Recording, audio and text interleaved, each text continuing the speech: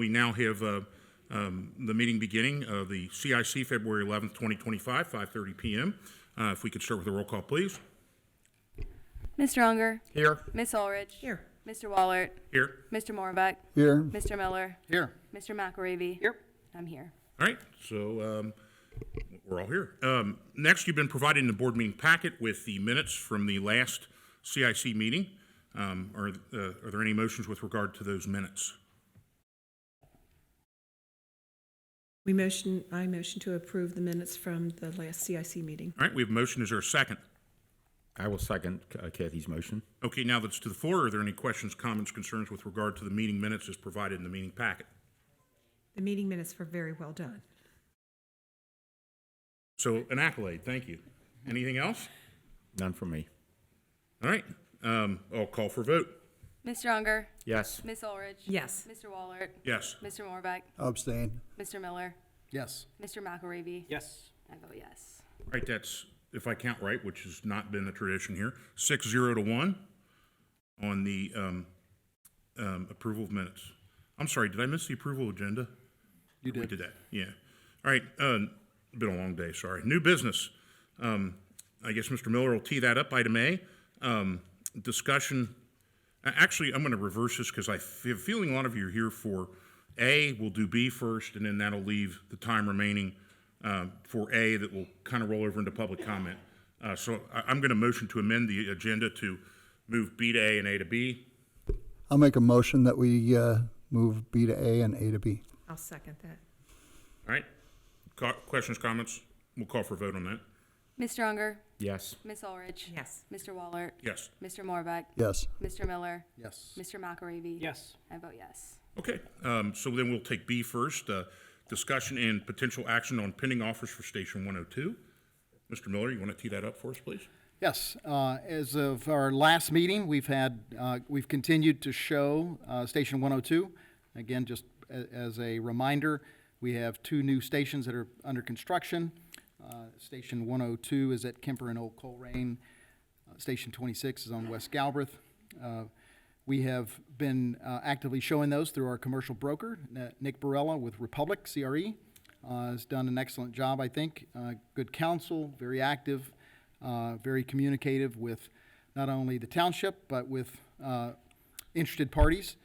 And so we have had some interest, some contracts, some letters of interest that have been submitted. Of late, we do have a signed offer for Station 102 west, that is Kemper and Old Colerain. It is very near our asking price. That is one station that we did not do an independent valuation for, and so we have depended on our commercial broker for that valuation. Came in very, very near that, and I think that it is worthy of board consideration, and that has been forwarded to you previously. All right, is there a motion? At this point, the appropriate motion would be to have Mr. Miller to engage in negotiations to accept the, do we identify the bidder in this motion or not? Heretofore, we have not. Okay, so to identify the high bidder, because I believe it's not only highest but best offer on that. It is. High bidder with sale of Station 102. I'll second that. Discussion? Yes, the one thing that's critical to me, and we started talking about this last April, is I'd like to be out of these buildings so that they don't sit empty after we move our fire department out. I'd like to have somebody ready to go in that has the financing, that preferably is ready to pay for it with a check for the amount and does not have to go through a financing process. This is a cash offer. Right. Just let everybody know. So they would, so your bidder is prepared to write a check for the full amount without financing, and it is as is. These are older buildings. I think, is Mr. Barella here? He's back. There, he's in the back. Why don't you come on up if you have any additional comments you'd like to make about what your experience has been thus far on 102? And before I get yelled at, please turn the mic on. Thanks for coming out. Thanks for having me. Just a little, we've got a new crowd here, so a little bit of background of who you are and what you're doing. Yeah, I'm Nick Barella. I have a real estate brokerage called Republic Commercial Real Estate, and was fortunate enough to work with the township on finding buyers for some of the stations that are up for sale. And so we're talking about Station 102. Yes. Local company, I think they're currently located in Fairfield. It's called EnviroCore. And so when the type of business that they're in is when a commercial property sells, oftentimes a bank will require a phase 2 study. A phase 1 is a history report. Basically, it's the property's history, like a former dry cleaner. And then depending on the results of the phase 1, a phase 2 is conducted. That's EnviroCore's business. They come out, they take soil samples, they send them out for independent investigation, and then decide if phase 3 is necessary, and that's when they do some remediation. So it's a pretty good fit for Station 102 in my view.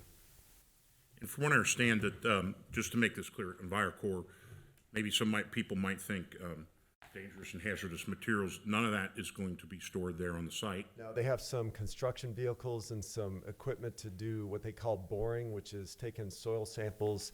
Most of the work is remote at different properties. Just so that folks are clear on that, I think that's an Yeah, good. important distinction. And they're not doing a phase 1 or phase 2 study on this property, correct? Didn't mention it. It's a good offer. Yeah, I know, I loved it. It's a good Yes. offer. And they understand the age of the building, and they're prepared to buy it as is, and they're ready to write a check. Joe Fleck, the owner of the company, just had a few complaints. He says the outside of the building needs some TLC, and it happened to be when we were walking through that there was some active leaking right near the captain's office. I think it's Captain Rui. Am I saying that right? And so little things like that. He wants that portion of the roof repaired, and then he's going to take care of all the cosmetic improvements that are necessary. Okay. He's ready. And it's my understanding that leak is very recent, particularly tied to the ice and the snow. And so we'll be able to get our facilities out there to look at that. Okay, Captain Rui identified the time that the leak appeared, which was when we had heavy snow, and I think some work was done to the HVAC right above that spot. okay. Yeah. Okay. All right, any other questions? No, it's a good offer. Great offer. Mr. McElravy, would you like to opine? I don't really think I have anything to add. I think Okay. it's a good offer, and I think the CIC would be wise to accept it. All right, so we have a motion, we have a second. I think we'll call for a vote. Mr. Unger, Yes. Ms. Ulrich. Yes. Mr. Waller. Yes. Mr. Morbeck, Yes. Mr. Miller, Yes. Mr. McElravy. Yes. I vote yes. 7-0, that passes. All right, we'll move on to B, which was previously labeled as A, and if you would stay with us, please, that would be great. Mr. Miller, you want to tee up pending offers for Station 26? All right, so Station 26 is one that we've had a significant amount of showings and interest. We've had numerous offers over time, even before we ever listed it with with Republic, which I think plays to the fact that it's in a great location. It has the option of variable use where it is, and so we have continued to work through our broker on receiving those offers. Some have, most of them have just continued to go up. If you recall at our last meeting a month ago, we had discussed this. Mr. Barella came and talked about what he was perceiving from the markets, what the experience has been over time when he has seen the year turn, weather turn. There's just been often more interest in properties, and he thought leaving it on the market, it's only been listed since the end of November. And so we had agreed at that time we would just let it continue to be marketed, and he has continued to show it. We have received a contract offer that was lower than we had expected, which is not a surprise, just as the other offers were lower, and we've continued to wait those out and see those come up. So there have been multiple offers that are before us right now. As you can see, there are a number of individuals from Colerain Township that are interested in both of these offers. I think both of the interested parties are here for the two particular offers we have in hand. There is another interested party that has made an offer that we expect to continue to be interested based on what may or may not happen tonight. And so I would propose, Mr. President, maybe we could hear from Mr. Barella and then maybe those that are offering as well at this time as we discuss it. So my initial reaction is, do we have representatives from I don't know about the third offer, but the two highest offers yes. that are here? Is that we'll continue, we'll hear from Mr. Barella if it pleases the rest of the board, and then set, I don't know what we're looking at time, maybe 5 minutes for each of the two highest offers to date, and then whatever's left over, the remaining we can do in public comment with a limit of like 2 minutes, and we could get through as many people. There's a lot of people here. I don't know how many people want to speak, but that's certainly, that's a truncated amount. Usually you give much more in public comment, but at least it'll give everybody a time to chime in on it. And Ms. Klein, if you could, when we get to that point, if you could do a timer, and that would be great, and just let us know if, for the two bidders, when they get a minute left, and then for the citizen comment, if people are interested, 30 seconds left. And that would be fantastic. That would be my motion or my proposition. Sounds like a good plan. Is that? That's fine. Okay. So why don't you go in and give us the rest, as they say, the rest of the story. Yeah. My comments will be limited to the market. We track buildings that sell. The most active building type presently is light industrial. And so the opinion of value that I put together back in November was based on recent light industrial building sales. That's how we came up with the price of $690. And then I think you had an appraisal that was done independently, and it was pretty close to that price. So most active time for real estate is when the weather starts to change and it gets a little bit warmer. And I think we'll see the most significant activity as we get into April. That's my reaction based on history and where we are in the market today. All right, any questions? All right, so, do we have people? Okay. So what I'm going to do to keep it completely random is I'll flip a coin. So the two, if I understand correctly, are Grossbeck Collective and PES, right? That is correct. Okay. Colerain Coffee Collective, I think is the name. And Okay. then For some Playground reason. Equipment Services. Yeah. All right, so to give their 5 minute, what their offer's about, and what they want to do, we'll set heads at the Colerain Coffee Grossbeck Collective, and tails it's PES. And I'm going to flip this, and Ms. Ulrich will call. It is, oh shoot. That's a head on there. This is a Yeah. good coin. No, that's tails. The head's there. That's a weird coin. Let me see what I got. It's a head. What kind of coin is that? Oh, that's not a heads and toys. That's a new quarter. Yeah, I said you haven't seen that one before. There's two heads, the Liberty head and the other head. About the 4th of May. So who came up, the 4th of May or George Washington? So George Washington, I consider the head. You're the teacher. All right. Each group called heads, so we'll go heads, and that was the Grossbeck, I believe Grossbeck Colerain Coffee Collective. Coffee Collective. So if Ms. Klein, when they begin speaking, if you start at 5 minutes, and welcome, thank you for coming out. I just want to clarify, this is the Grossbeck Community Collective and the Colerain Coffee Company. Okay. It's a two-entity thing. It's okay. Thank you for the opportunity to speak tonight. We're speaking on behalf and alongside Ethan Pagliaro, who's put in our current offer to buy Station 26, located on 3360 West Gabeth Road. We'll all three be speaking tonight. Angel and I were both born and raised in Colerain and graduated from Colerain High School.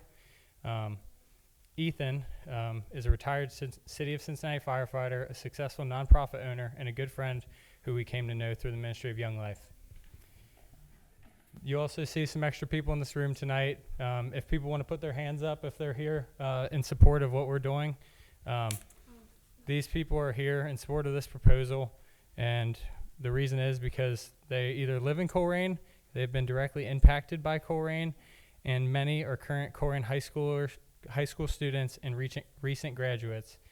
These people are here because they believe in us and they believe in Colerain, what this building could provide to this community with the correct use. They have seen the vision. I would guess that you're all here because you have a deep tie to Colerain as well. Maybe you grew up in Colerain, you raised your kids here, you worked in Colerain, or currently reside in Colerain. Everyone in Colerain, one way or another, all share a common thread. We all take pride in and believe in what Colerain could be. And I believe that you're sitting up there because you believe in what Colerain stands for and what they need, and that you have vowed to fight for that. We're here because we have identified a need in this community, and we hope to fill that need. My name's Angel. All right, so it's like our pitch is, what does Colerain actually need? And what we're saying is that Colerain needs a place where people can gather. It doesn't exist in Colerain. Like you said, we grew up in Colerain. That kind of space, there's no recreation center truly, maybe a YMCA. There's no unifying space. There's no community space for people to come together. And that's what we're pitching to you. As a whole, Colerain, and honestly as a society, we're becoming more and more polarized. There's disconnection from community. Students are disconnected with what's going on in their community. And our goal is to interrupt that trajectory that I think that Colerain is on. We want to breathe life back into Colerain. And so you guys have a one-pager in front of you. I believe everybody got that. I hope you've had a chance to look over it. If not, that's okay. You can look over it later tonight. And I'd be lying if I said that that piece of paper could even capture what we're trying to do here. But it's been 2 years of dreaming and trying to figure out how to make this happen, and here we are. This isn't just one business in one storefront. As you can see, there's 6 businesses listed, and truly that's just a fraction of what could happen in that building. Our goal is to be a business incubator, and so businesses would come in, we would provide resources for those small micro businesses, and then allow them to build their clientele in Colerain, and then launch them. So they wouldn't stay in our building forever, that hopefully they would be established in Colerain and then find their own storefront and grow the economy here. The effects of that could be exponential. Instead of one goose laying one consistent egg, we're talking about a hen house and just producing and reproducing way beyond just what a coffee shop would be. And so if your conclusion, if you've seen our business plan, if your conclusion is that we're just a coffee shop, I think you've missed it. It's like the behind the scenes are really what we're doing. We want to serve the true need of this community. So coffee is a great service. There are other things that we're talking about here that are really valuable and beneficial, but the real magic is happening just below the surface. We've got plans for employees that will invest in people, every person that walks in the door, real relationships in all the day-to-day operations, 1 minute left. real life change. And then our goal would be that there would be 50 high schoolers there every Monday night to participate in what's called Young Life Club, and that their lives would be changed for eternity. It's a Christian ministry. We hope to employ students with disabilities to work there, to learn job skills, and then to start Young Life Capernaum, which is ministry specifically designed for kids with disabilities, to exist and inhabit that building after hours. It's a gathering space for people from all walks of life. There are community events and traditions that will grow there, and we just ask that you would consider it. We know that our offer is less than the highest bid. We're aware of that. But we think that what we're trying to do in use is unmatched. There's nobody else that's competing in terms of what we're really trying to build. And what we see is so much long-term, so much more long-term than maybe a short-sighted view of a higher bid. So, great. Okay, All right, thank you. thank you. All right. And your names again in the business for people that may be watching, the millions at home. Yeah. Ace and Angel, Aaron Schlunder, as well as Ethan Pagliaro, who'd be buying the building, and the businesses, the Grossbeck Community Collective, and the Colerain Coffee Company. Okay, thank you so much for coming out tonight. And then we have this second, and this was randomly, if you missed it, by a flip of my really weird coin that didn't have a heads and a tail. I guess I should have looked first. Come on up. I don't know I know we've got Mr. Schmidt here, but also I don't know that we've met, so Pleasure, everybody. My name is Jeff DeLate, representative of PES Field Systems. We are the other bidder, or maybe in this case, the highest bidder. But money aside, just want to start out. Applaud everybody here. This is really impressive, really impressive. For young community to come forward and put your best foot forward, well done. We are coming at this mostly from a business perspective, okay? My background, born and raised in the area. More than half my life is a Colerain Township resident. My family is establishing business in Colerain Township. We are here because of Colerain Township.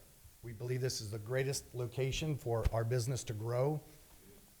The business is a turf installation, manufacturing installation for recreation and sports. I'm sorry, I know you want to speak to the crowd, but if Sorry you could about speak into the mic, because that'll, Sorry about that. Cameras are on you. yeah, Okay. sorry. Not used to talking with people on my back. Sorry about that. Okay. That's weird. But the business is largely focused on building sporting, recreational, playground surfaces to support the development of the physically challenged athletes, as well as the traditionally physical athletes. The business, we feel, is perfectly situated in Colerain Township. We have a part of the business in another part of Colerain Township. We have looked at this location and said that it can provide not only for a national business, but also a community give back. We will be producing a functional area that local athletes can come and utilize and develop their talents. We feel that there is a tremendous opportunity for Colerain Township to benefit from our growing business, which we believe will take global. The building itself, we feel, does need some significant improvements to cater to our needs. So that's something that we as a business will be able to afford. We feel any business coming in there is going to not only have to purchase the building, but to put a considerable amount of money into it to make it a thriving business. We are prepared to make that investment.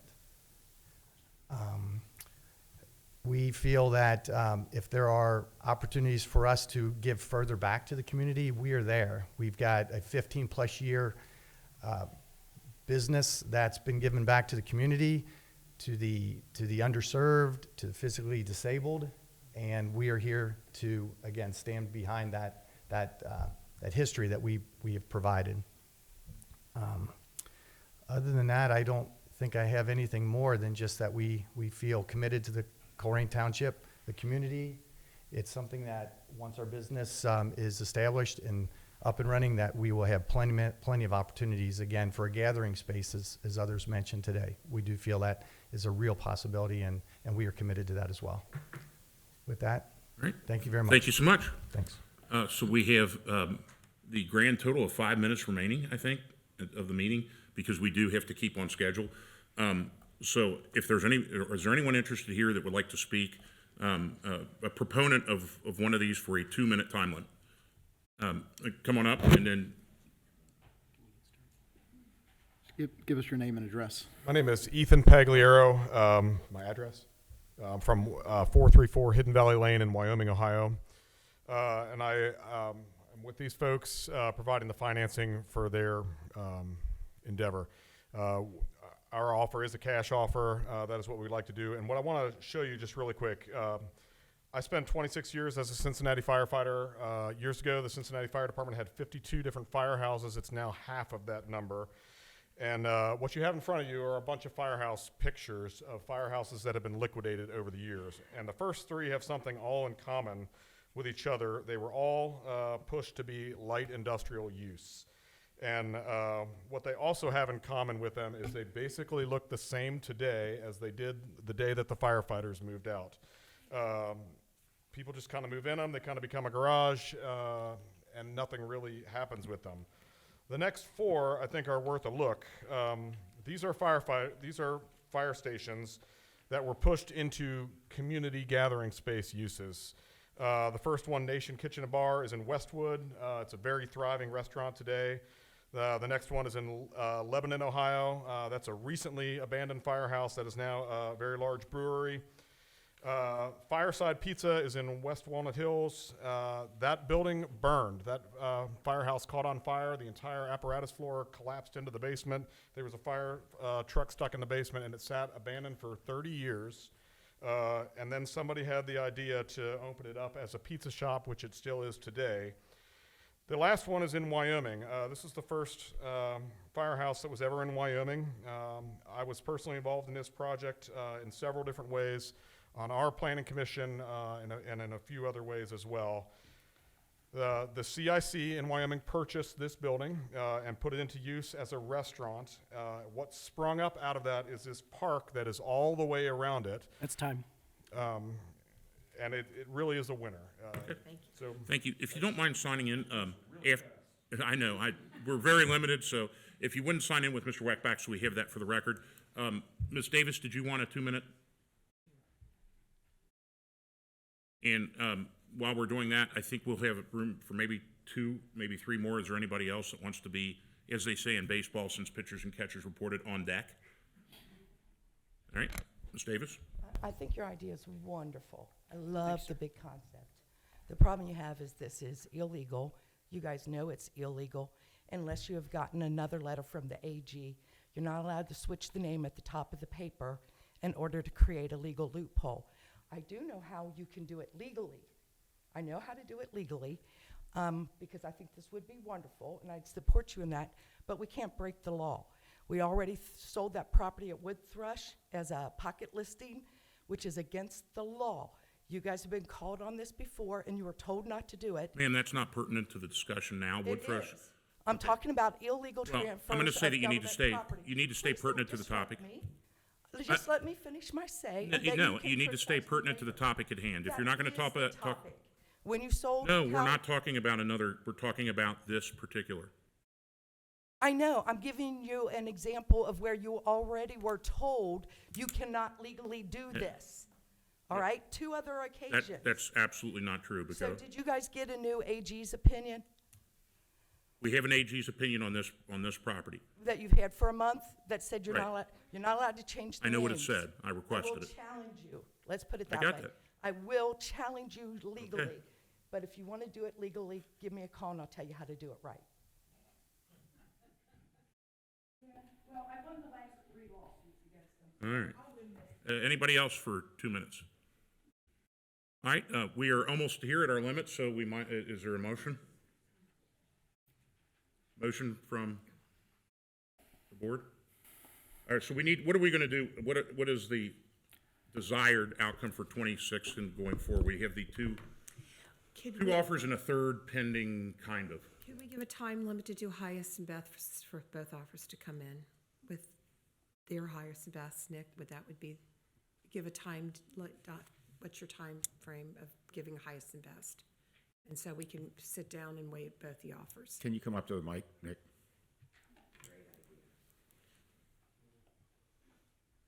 Yeah, I think it'd be reasonable to go back to the parties that are interested and give them a week to put together their highest and best offer, if that's what you'd like to do. That's what I would like to see.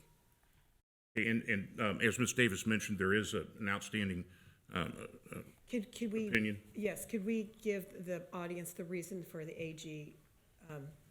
I could give it a summary of it. Okay, I don't know let's if anybody give has us it word for word. Well, just go ahead. Yeah, so we reached out because there were a number of people that were employed or employees of Colerain Township within the last year. So we reached out to the Attorney General's office and asked for a proactive ruling or proactive finding as to what we can and can't do. The issue that came up with this is if you were employed or an employee of Colerain Township within the last 12 months, I think, is that right? That it would be illegal for us to sell that. It would be considered a conflict of interest. And that's a significant hurdle, I think, in this, but I didn't think it necessary to obstruct the presentation by the coffee company and the collective in order to get their message out, because certainly that's an important message. So that's where we're at with the opinion. We've not been given or asked for another opinion besides that because this one was pretty clear. Did I get that right? The text, the essence of it? The Okay. Ohio Revised thank Code you. specifically calls it unlawful interest in a public contract. So the Attorney General's opinion was based upon the Ohio Revised Code. And that's what we discussed at our previous CIC meeting. Which means that no board member or employee of the organization can buy something if they've been associated with it in the previous 12 months. That is what the opinion said. Okay. So, so then I'll motion to, a week seems a little truncated. Could we make it like 10 business days? Is that a little bit more room? Sure. And then, you know, obviously we can make a final finding on, you know, because this is being purchased by someone else, but it's a complicated ownership scaffolding there involved, and we'll get some more legal guidance on that. I think that's the way we should go. Yeah. So I'll make that big complicated motion. 10 days for best, Highest and best. highest and best, and best use, and with the understanding that we do need to follow up again with the Ohio AG's office to see about legality, depending on if the highest and best is the coffee company. I'll Mr. Chair, second. one point of clarification. Is that 10 days or 10 business days? 10 business days. For 2 weeks. So 2 weeks. Yeah. Thank you. And I'll second that motion.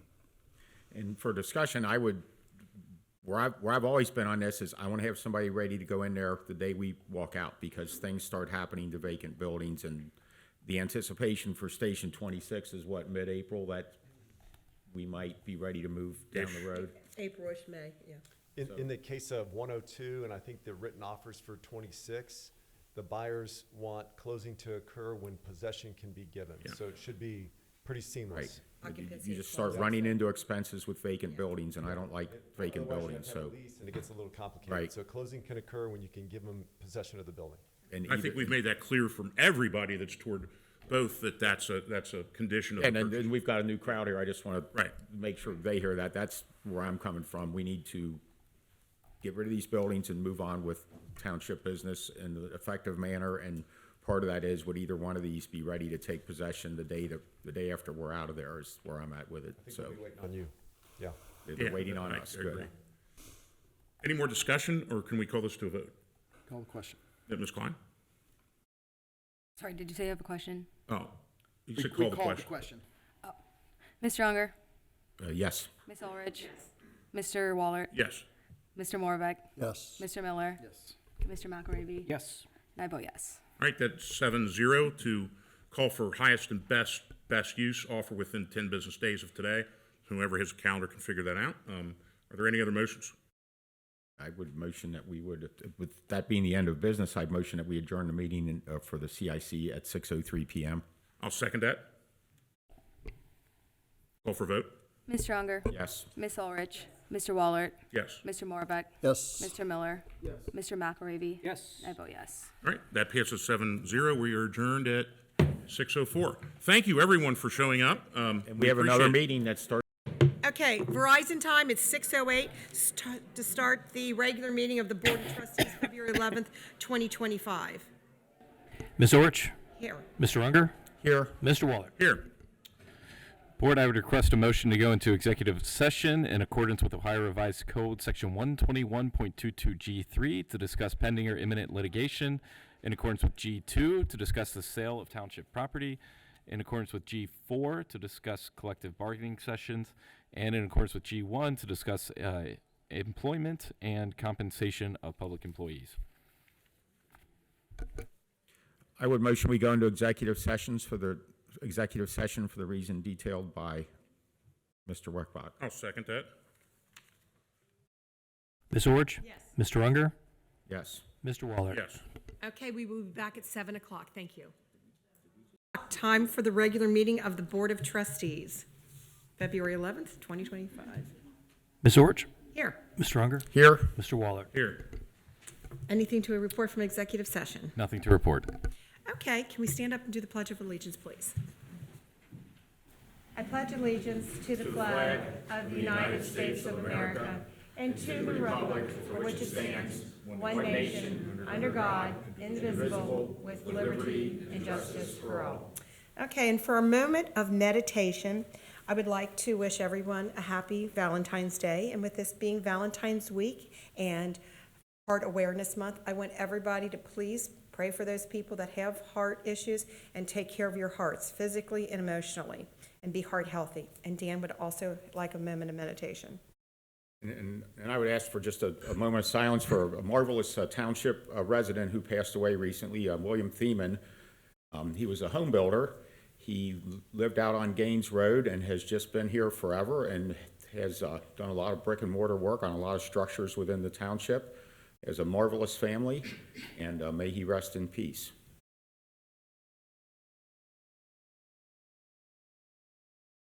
Thank you. Okay, we have some approval of minutes, Mr. Baker, do we? Thank you, Board. I would recommend a motion for the approval of the minutes from the Board of Trustees meeting held on January 28th, 2025. I motion that we approve the January 28th minutes. I'll second that motion. Any discussion? None from me. Okay, none for me? Ms. Orich? Yes. Mr. Unger? Yes. Mr. Waller? Yes. Okay, we have some presentations. Sure. The first presentation tonight will be given by Fire Chief Walls, and it's going to be swearing in of a new employee.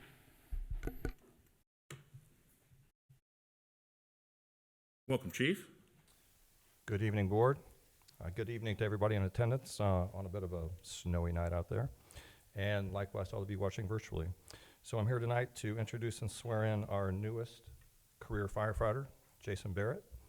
Jason graduated from Northwest High School. He graduated with high honors, also a certified welder. He attended the Colerain recruit class in 2023. He's currently attending the C-State Colerain campus paramedic class. And tonight he will be penned by his mother, Dina. And then Jason will introduce his family. My mother, Dina, father, Jason, brother, Jacob. You're not twins, are you? No. Oh, wow, you guys look a lot alike. 8 years apart. Oh, wow.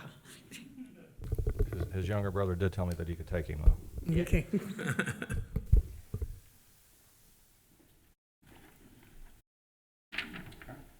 Raise your right hand and repeat after me, please.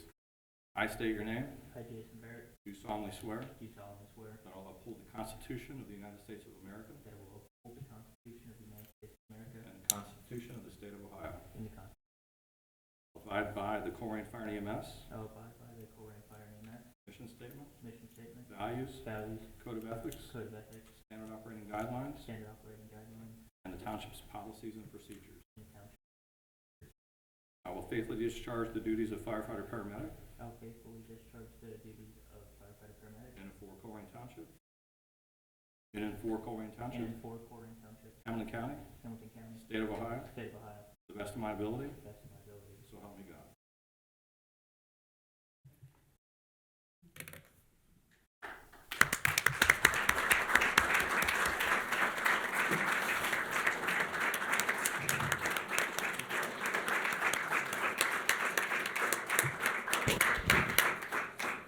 Thank you, Jason, for choosing Colerain Township. Congratulations and welcome aboard. And I think that your interest and skill set in welding actually brings a lot to a firefighter it gives you a different understanding of high voltage electric and different welding gases, and I think that's a great credential to bring along with you. So thank you for choosing to work for Colerain Township. Thank you all. Thank you. All right, thank you, Board. The next item of presentations, this is a presentation by Rich Serace from Energy Alliances, who's going to provide us an update on aggregation.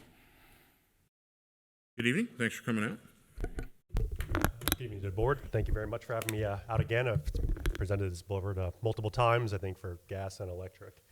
Mr. Werkbach, was the memo shared with the board? I did email that out to them, yes. Okay. Yep. So we had sent a memo to share with the board last week to give an update kind of on where the program has been, what we're seeing now as far as rates, and then a recommendation for the board to consider tonight to move forward with your program. So you do have an electric aggregation program that is expiring in May. And that's currently at a rate of 6.89 cents, and that is with Dynegy. Through December, so we do send the performance reports every quarter. So through December, the average participant has saved about $350, which is about 22% compared to Duke's default rate. And the overall savings to the community when you aggregate everybody together has been about $5.7 million since June of 23. So obviously a very successful program that you've been able to bring to your residents. So as we're looking towards new pricing, things are a lot higher than where they were. So there's two main components that go into energy pricing, whether you get it from Duke, whether you go out to another supplier, whether you decide to take it from the aggregation program. There's the raw power price. So you can think about that as what it costs a producer to either produce that power and or buy it from the market and then resell to us as end-use customers. And then there's capacity. So the capacity is really what comes down to all of us. We all have to pay it to make sure that there is enough generation out there on the grid so that when we turn the lights on, that the lights come on. And really of those two components, though the energy portion has risen a little bit over the last 2 years, it's really that capacity component that has risen significantly over the last year. So we won't get too far into the weeds of the numbers, but that number has increased by almost 400% from what's expiring this year to next year.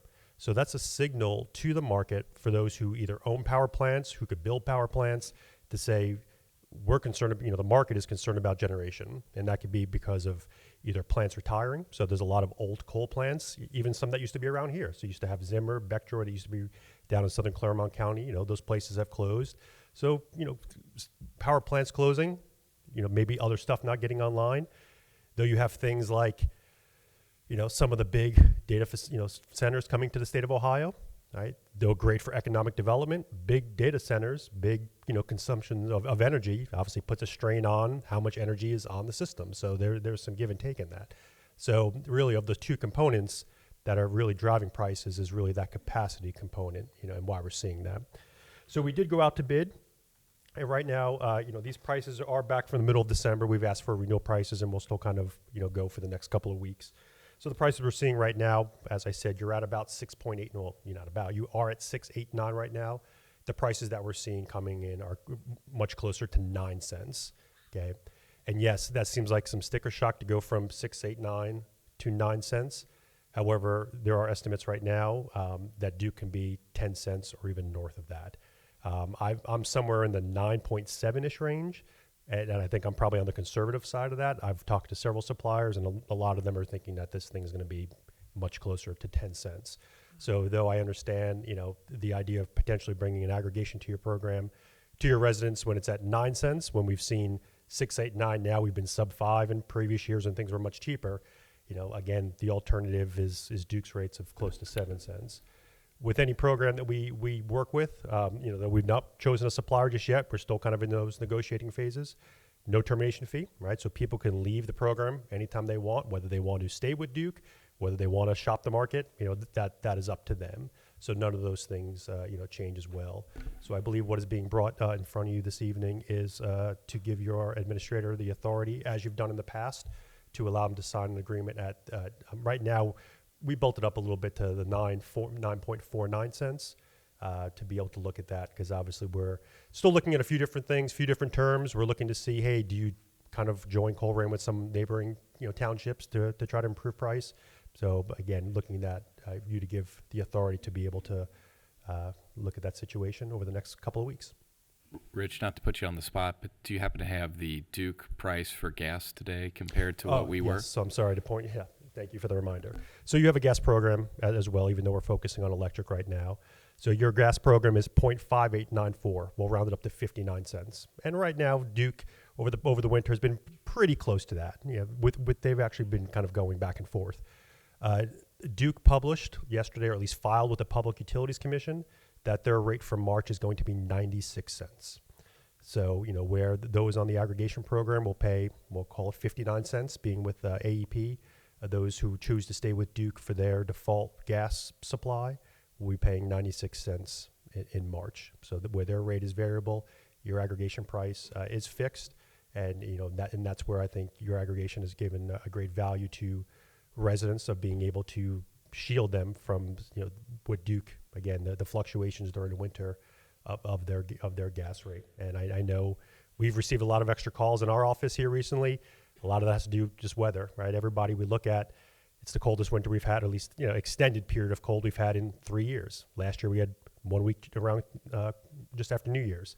The year before we had 1 week around Christmas. So we've been, 3 years since we've had a real winter, and it's been painful for all parties with as intense cold as it has been. So we've definitely seen an increase in calls because of that. A lot of the focus has been around the aggregation rate, and if it's the right thing, because of, I think, a little bit of, we'll call it price shock for everybody, or just bill shock because of how cold it's been. When we were negotiating this last time, didn't we give a little bit of time because there was a lot of volatility in the market, so we kind of waited it out? Do you see that as a good avenue for us to proceed? Yeah, so that's why our recommendation really, though I think we asked for 24 months because we're looking to see if maybe we can find some cheaper prices into next summer as well. I don't really foresee us going more than, say, 18 months. Right, because of so much kind of going on in the market right now. If we're going to do anything, we want to use Duke as that benchmark. If we could find the right prices to maybe extend it into June or June or July of next year, we'll look at those options. Okay. But really, again, we're looking at a much shorter term than you've historically done because of so much uncertainty in the market. So Duke has asked for this rate increase by Public Utilities Commission of Ohio. They haven't had a hearing yet, have they? You said on the electric side? Yeah. They have not, no. Okay. So do we know when that is, by chance? Or? So they're still getting approval for that. So we do not know Duke's rates for June. Even though I said I made an estimate on about 10 cents. They have not finalized that yet. They run their first auction in March, and they'll run another one in April. They historically do one in the fall. They punted on that because they had not got approval yet from the Public Utilities Commission. They were going to do one in December, didn't have approval yet. They were going to do one in January, didn't have approval yet. So now they're getting to the point where they're running out of time. They need to offer people a default rate starting in June. So they're going to do back-to-back months of running their auction in March and April. But yet they're still waiting for approval on those dates. But I think at this point, the state will do it because they've run out of time. It's been my experience that that is a public hearing, right? The public, very few people get involved with that, and that probably impacts our finances more than anything that we see. Is it a possibility that when we find out when that hearing date is, and a way to contact, we have one of the members of the Public Utility Commission that's a resident of Colerain Township, that we can reach out, citizens can reach out and express to PUCO about the Duke Energy increase, their opinion, whether pro or con. I'm assuming con. I'm going to say there Yeah. are too many pros. So that we could get some citizen input, because I think largely the people that make these decisions try to do it in the best interest of everyone involved and keep energy there, but they're pretty isolated, I think, from public opinion. To the extent that we're aware of the public hearing, we can certainly share that. We can all keep an eye, because I just think they have it and no one's there and no one objects. So yeah, historically, I have no idea where PUCO publishes their public hearing notices. I know they don't come across my desk typically. Right. So I know. So what they're doing, it's called their ESP, their electric stability plan. I know they have run 2 already. I think they did one in Cincinnati many months back. I think they did one around Middletown also many months back. So I'm not sure what is still potentially on the docket for public comment before last fall they hit a series of rate increases. I think for it wasn't for the energy itself; it was for carrying or delivery charges. Different riders and different things like that. Yes. All right, thank you.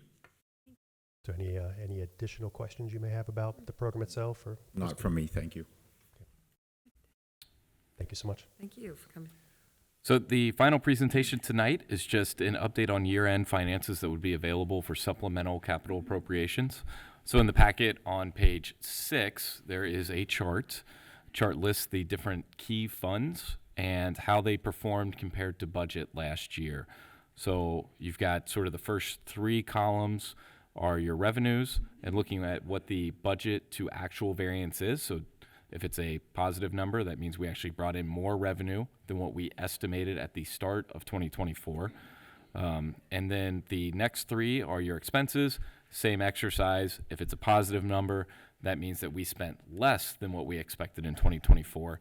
That all gets totaled up to the final line of total variance, Last year when we presented on capital, I believe in October, this was maybe at a work session if my memory is correct, one of the discussion items was whether or not we would be willing to put 75% of that sort of surplus back into departments to make progress on deferred maintenance. And so should that be a recommendation that you all are willing to continue to move forward with, we have a list of items that the different departments have suggested would go a long way to aiding their efforts. Those are listed on page 6, so that is a fire engine, to accept the bid alternate for the paving of Spirit Ridge, to move forward with sidewalks on the eastern side of Springdale Road. For this would be from Colerain to Laura Linda, to implement phase 1 of the parking lot repavement plan, to purchase police cruisers, to replace the gutters on this building, which are woefully outdated, and then to finally take $500,000 and put that into the capital reserve. I guess what I'm seeking is any discussion from the trustees on those items, and should they be desired, we would bring them forward in permanent appropriations. And if the capital reserve allocation is desired, we'd bring that forward as a standalone motion at the next meeting. Looking at the list, and I realize it's not there for the public to see, but if we have those funds and there's a problem with the roof and gutters at this building, that should be addressed, because that problem can be fixed now for your estimate of 40,000. And if you let it go for a year, then all of a sudden it starts migrating into the walls and other issues. So I think that's something that should be addressed immediately. The fire engine, I realize we've got some very old apparatus, and I would be there with that also. I'm agreeing with you on the fire end. To the public, we've had several floods in our basement, and we definitely need some gutters. We've had some flooding problems. We'll go with that. I've been down on Spirit Ridge. That road is very much deteriorating, big potholes. The Springdale sidewalks, are there some there? Did we discuss that? Sorry, that's it. And the police cruisers, yes. So I'm liking everything I see on that. Sorry. So I took a deep dive into this with the idea that I wanted to cut something, and all of this leads to long-term savings. The police cruisers, I've been kind of harping on this for a long time, get us off the lease, or as Dave Ramsey calls it, the fleece, and get to we own them. I think that's a smart move financially going forward. I mean, you can't shop fire engines. I mean, we can't go on eBay and buy those, unfortunately. I did also look at the road, and that seems, I think that's next up on the list. That makes sense. The gutters, Mr. Unger's right. I'm a big fan of fix it now, fix it right, so that the 40,000 doesn't become 220,000.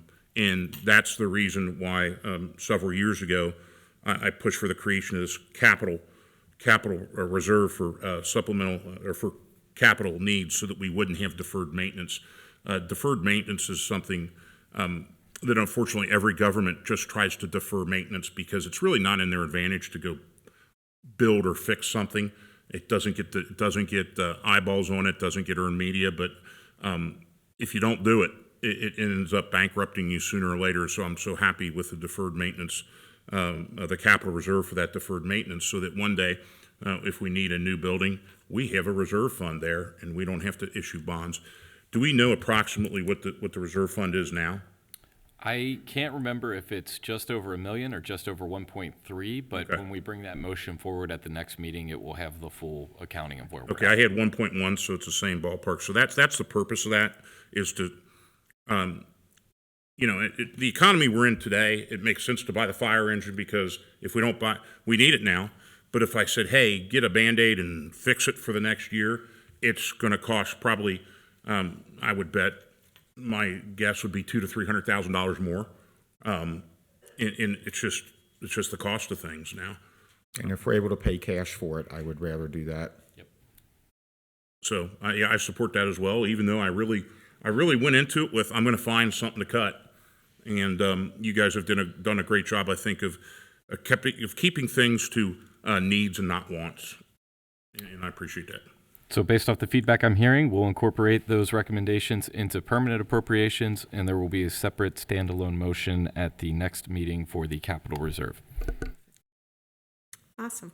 Okay, now we're going to move on to citizens' address, and I guess I got another one here. Just to reiterate our rules here, we allow 5 minutes. Please respect your time. You can ask us questions. We're not going to take away your time from answering your questions. They will be answered by administrative to the department that the question is asked upon, or the trustees' reports. And our other our statement is, please be aware that the statements, opinions provided by members of the public during citizens' address do not necessarily represent the views or positions of Colerain Township, nor are they guaranteed for accuracy. The township does not vet, fact check, or pre-approve or review any such commentary prior to citizens' address. So just that's for the public and the audience. And our first person. Board, if I may, I know Jeff Baker had mentioned he's going to have to be excused at 7:30, and so maybe if there's a motion to appoint me as the secretary or whatever you want to call it in the interim. Okay. I'll motion to appoint Mr. Weckbach as interim secretary, I guess, or fiscal, and I don't want to say fiscal officer. I know. Secretary, yeah. We don't want to give him another I will job. second Matt's motion. Ms. Orch? Yes. Mr. Unger? Yes. Mr. Waller? Yes. Okay, Rich McVeigh, please. Good evening, sir. I want to piggyback on the electrical aggregation. Is the mic on? Can you hear me? I can hear you. This evening, I'd like to have an understanding of how aggressively the township and Energy Alliance has gone at trying to reduce rates, because all of us are seeing our bills go up. And to get at that publicly tonight, I'm submitting an open records request for electronic copies of all records related to the development of the electrical aggregation contract currently under consideration for approval by the board. Specifically, I request any and all correspondence between Colerain Township representatives, including Township trustees, the Township fiscal officer, Township legal counsel and/or staff, and Energy Alliance staff involved in creation of the proposed contract. This request includes, but it's not limited to, correspondence, all exchanges of communication between the aforementioned parties relating to the electrical aggregation contract, records detailing the specific bids solicited and received by Energy Alliances in the development of their proposed rates, documents outlining the terms of the agreement between the township and Energy Alliance, specifically regarding the reimbursement of Energy Alliances for services related to the contract development. This should include the broker's commission, any potential conflicts of interest, and the process the board has used to choose this broker for this job. Lastly, any and all correspondence between the parties listed above, between Duke Energy, particularly in relation to the proposed rates, including those involving delivery and energy riders. If you look closely at your bills for the last couple of months, Duke's energy riders are approximately 80% of the rates they quoted in the last contract. So Duke is a significant problem, and we don't have an option to go other than, they're the only people that supply power. We can buy it from other people. So my question to the board is to respond to this open letters request, and the intent simply is to find and clarify and be as transparent as we can about how aggressively we're going at trying to improve the energy costs for the residents in the township. I'll give a copy of this to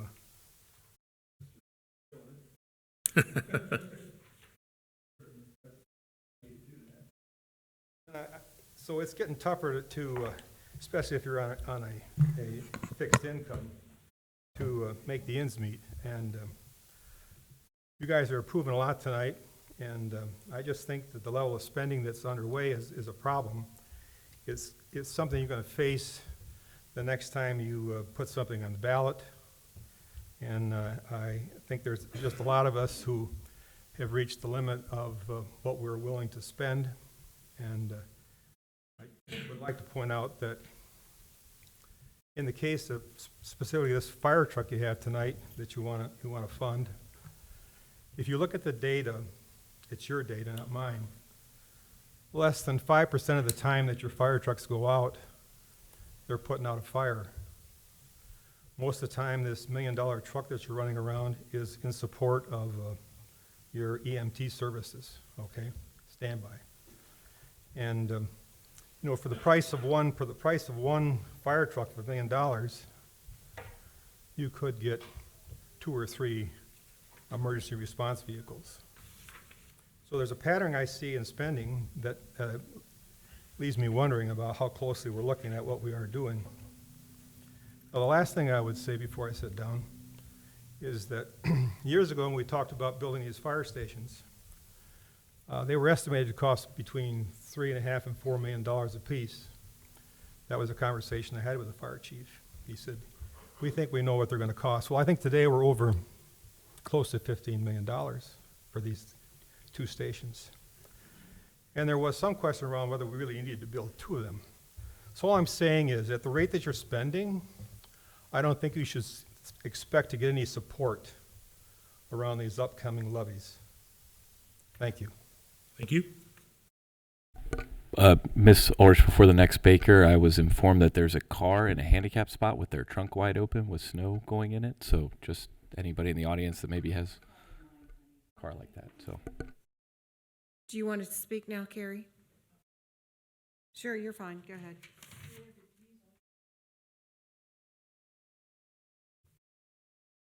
Welcome back. I want to thank Mr. McVeigh for bringing this issue up. I do feel like we're really spending our money fast. We're in a very precarious situation financially in this township, and I don't know that it is smart to spend $1 million on a fire truck right now, because we don't know what's going to happen in 3 years. And that levy, I mean, I support the levy and everything, but I feel like we should be really reining some things in until we know what the financial forecast for the community is. I don't begrudge them any equipment whatsoever. In regards to the electric and the gas generation, folks, I'm sorry, but that's at your feet. That is at your feet. Like you said, you have a neighbor, someone that you socialize with, who is on the PUCO board, Mr. Dieter's brother, little brother. I think that's who you're referring to, Mr. Wallert. But anyway, going to those meetings, I have gone to those meetings, Mr. Wallert. Like Dan said, the faithful leader. You're right. I'm the faithful leader who goes to all the meetings nobody wants to go to, including PUCO. And they are not movable unless you, the Republican Party in the Township Association, all you guys need to go. You guys need to go as a group and protest this 37% increase. That's what our residents are looking at. And people don't have money. 37% on top of what they're already paying.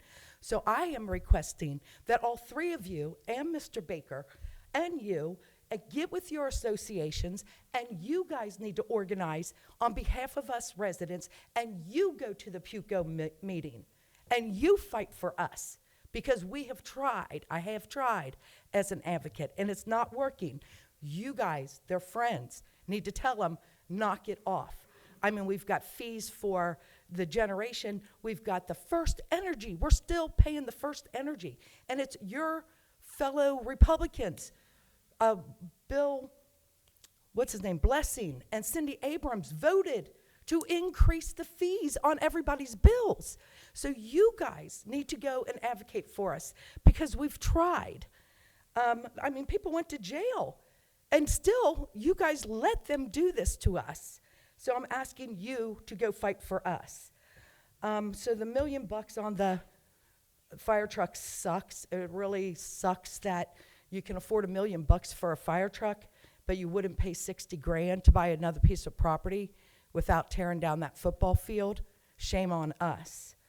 A good thing I want you all to know, we are having our first Black History Month celebration county or community-wide at Northgate Mall. We have several events coming at Northgate Mall, including PBS National is coming to our mall. We've been chosen as one of 10 cities in the country, and we will be hosting PBS's Be My Neighbor event in March.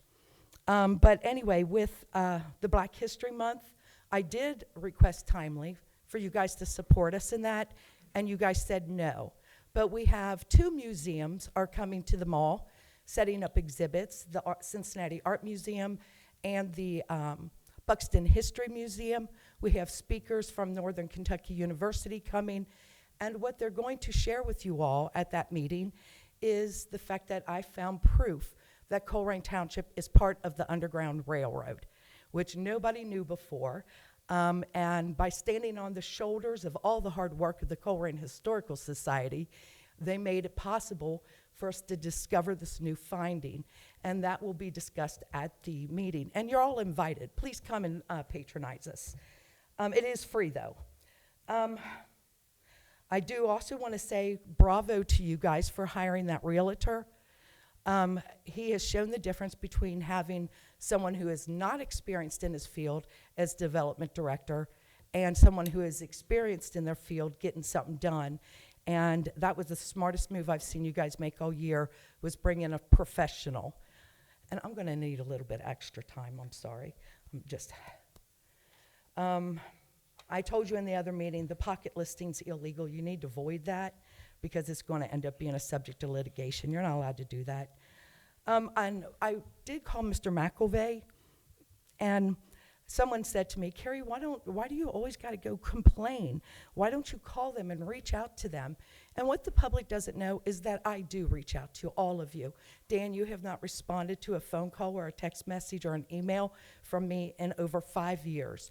And Ms. Davis, your time is up, so I'm going to have you sit down. Thank you. I'm going to give a little extra Your time is up, so I'm going to have to So ask you're you gonna to sit deny down. me the accommodation I requested? Ms. Davis, I just asked you a question. yep, and so the Okay, he board said has, yes. That's all I that's need. not what I said. Boom. Thank you. I asked for an accommodation. Are you going to give it to me or not? Ma'am, the board's Yes, I have. policy requires you to request that accommodation in advance, and I do not believe that has happened. With your predecessor.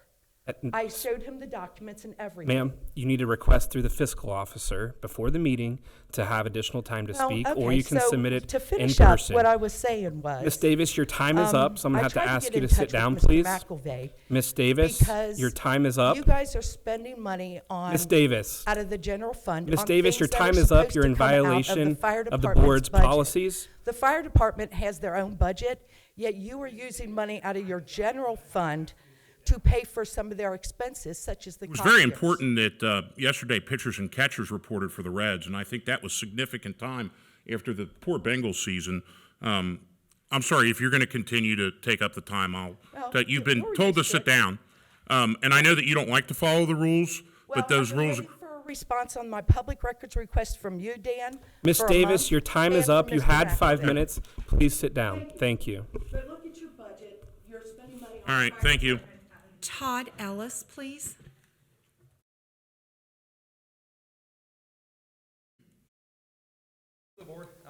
Good evening. Thanks for having me. Todd Ellis with Flock Safety. Just wanted to say hello, give a little bit of background about Flock Safety, and really who we are, what we're doing, really in the communities, not only here in Ohio, but also around the country. Just a little bit of background about Flock in general. Been in business for 8 years, really started out very small. Our founder was the HOA president, and there was crime going on in his neighborhood, and wanted to help try to figure out how to solve the crime. Police weren't able to do anything about it. Very smart guy, figured out how to build a camera, put it into a box, put it out on the street, and within a few weeks, they had enough information of vehicles going in and out. They were able to find the perpetrator and eventually make an arrest for continual break-ins. Since then, though, we are primarily still an LPR company. but we have definitely branched out to really offer a more of a collaborative policing platform. Here in Ohio, we're currently working with over 430 law enforcement agencies across Ohio. And we've also helped solve February of 2024, we had helped solve over 10% of all crime in 2023. So our goal is to really help solve and eliminate crime. What we're also doing, though, is trying to help with privacy. We really have built our platform with privacy in mind. We are not a facial recognition company. We are not we don't have any kind of tracking algorithms either. Sorry, let me open this up here. Make sure that I'm hitting everything that I wanted to. We don't own any data from the cameras either. So what that means for you is that the law enforcement agency that owns the cameras, or in this case, possibly the township, you would own that data. We don't have access to it. We will never sell that data to any other company. We also will automatically delete that data, though, after a 30-day period. We're also not collecting any individual data, any personal data. All we are doing is taking an image of the rear of a car, using machine learning to be able to figure out what that license plate is, and then running that against the National Crime Institute database. But with Flock, we also have a lot of built-in technologies for transparency. Again, you'll be able to, the police have records of knowing who is searching for each, whatever they're searching for. There has to be a reason for it as well. But with Flock, you're also getting an end-to-end service. So everything is run through us. We will put all the quotes together. We help do permitting, we do the installation, we maintain the cameras, and we provide that data for you to get everything back. Our goal, again, is to really help solve and eliminate and deter crime here in Colerain Township, and allow you to partner with other law enforcement agencies in the area. Thank you so much. Thank you. A question for the chair. Could we have Mr. Weckbach have the police report first and have you stay for any questions? Is that? What I would recommend is when we get to that agenda item. Okay. Are you able to stay throughout? Of course. Okay. Yeah, thank you. Fine. We're fine then. Yeah. And to the extent that there are questions staff can't answer. All right, thank you very much. Kevin Caminiti, did I say that right? Okay.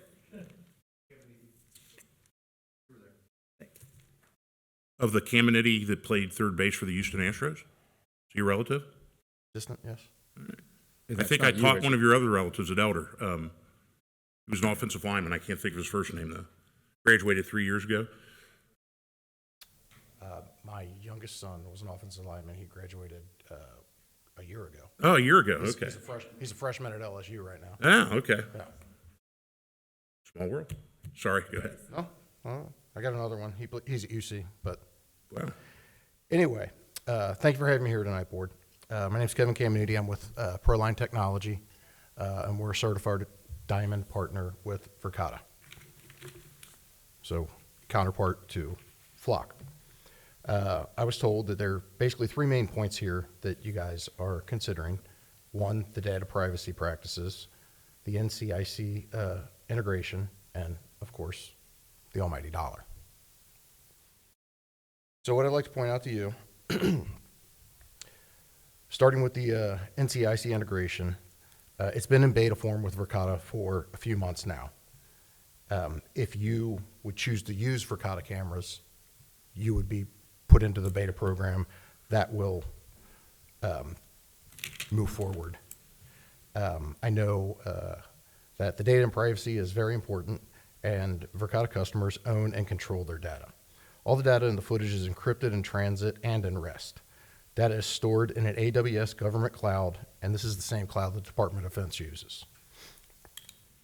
With Verkada, you do own the cameras, and they have best practice 10-year warranty on these cameras. If something goes wrong with these cameras on the 364th day of the 9th year, and Verkada cannot fix it remotely, they're going to ship you a new camera. Your 10-year warranty extends and you get a brand new camera. You don't get the same camera, you get the newest camera that they have. At the end of the day, I would think the Verkada probably does have a lower price long term. There are a few customers just in this area. I mean, Verkada is global, but just in this area, a few customers that are using the Verkada cameras right now are the city of Springdale, just up the road, the city of Montgomery, Warren County has just put a big deployment in, and somebody that I think you guys could probably talk to help you understand more about this would be the St. Bernard Police Department. And they have a full deployment of cameras, whether they're LPR cameras or context cameras, to see what's going on in intersections to help with traffic accidents, things like that. As I said, Verkada is a full security system where it's cameras, door access, alarms, environmental sensors, all talking on one platform that makes it very easy. You're not jumping from this website to that website to find out what's going on. You see it all in practice. And lastly, if you would like a trial, I can facilitate that free of charge to the township. We can get you an LPR camera and a context camera. We'll put them up, and you can see what they do for you to keep the community safe. I'd be happy to answer any questions if you have any. Can you stick around for when this comes up on the agenda? Sure. Okay, thank you. All right. Okay. Any other citizens that want to come up to the podium and speak that I don't have a sheet signed for? Okay, then we will move on to administrative reports.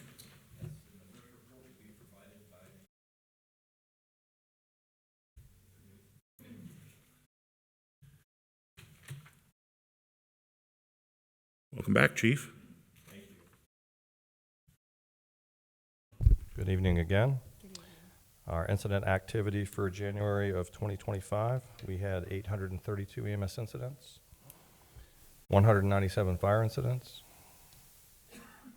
We had 37 calls into the Pleasant Run EMS contract area, 2 into the West College Hill Golfway EMS contract area. We had a fire in the 2300 block of Wilson Avenue with an $8,000 loss, and I only report on large loss fires. Another one in the 5500 block of Dry Ridge Road that was a $40,000 loss, and we had a vehicle extrication on January the 15th. Property value lost for the month was $48,000, but saved was $301,000 and $840 with an 86% save rate. Our average response time for the arrival of the first unit was 5 minutes and 31 seconds, and first unit on the scene less than 6 minutes was 64.02%. I could address the state of the fleet if anybody would like me to do that. Yes. Or I would like to throw in a question about, there was a comment made about fire trucks only being used 5% of the time. And we respond to automobile accidents where there's the very clear and present danger of a fire with a fire truck. And hopefully it doesn't burst into flames or anything, but we're not just putting out house fires with a fire truck. we respond to fires, overpressures and ruptures, rescues, hazmat, service calls, good intents, false alarms, special calls, and weather-related. And those are the INFRS codes. So yes, we do respond to more than just fires with a fire truck. And 2 of our fire trucks are over 30 years old, correct? So if you would like me, I can run down the state of the fleet real quick. We have a 1993 E1 Hush that is 33 years old, that is in service as a backup. We have a 1993 E1 Century that is 32 years old, that is a backup. And we have a 1994 E1 Cyclone that's 31 years old, that is in a backup condition. Last year, 35% of the time, one of those 31 or 2-year-old trucks was in service for one of our frontline engines. 3 of our frontline engines are 2002 E1 Typhoons. So currently, they're 23 years old. One we ordered 2 years ago. It's due for arrival next year, which puts a truck at 24 years of age. Assuming the other one is approved tonight, it won't be received for 3 years. That will put that truck at 26 years of age, frontline. And then we still have an additional 2002 E1 Typhoon with no plans yet to replace it. In respect to a couple of other things to take into consideration, and these are NFPA standards. 1911, it's recommended that apparatus greater than 15 years old that have been properly maintained and they're still in serviceable condition be placed in reserve status and upgraded in accordance with NFPA 1912.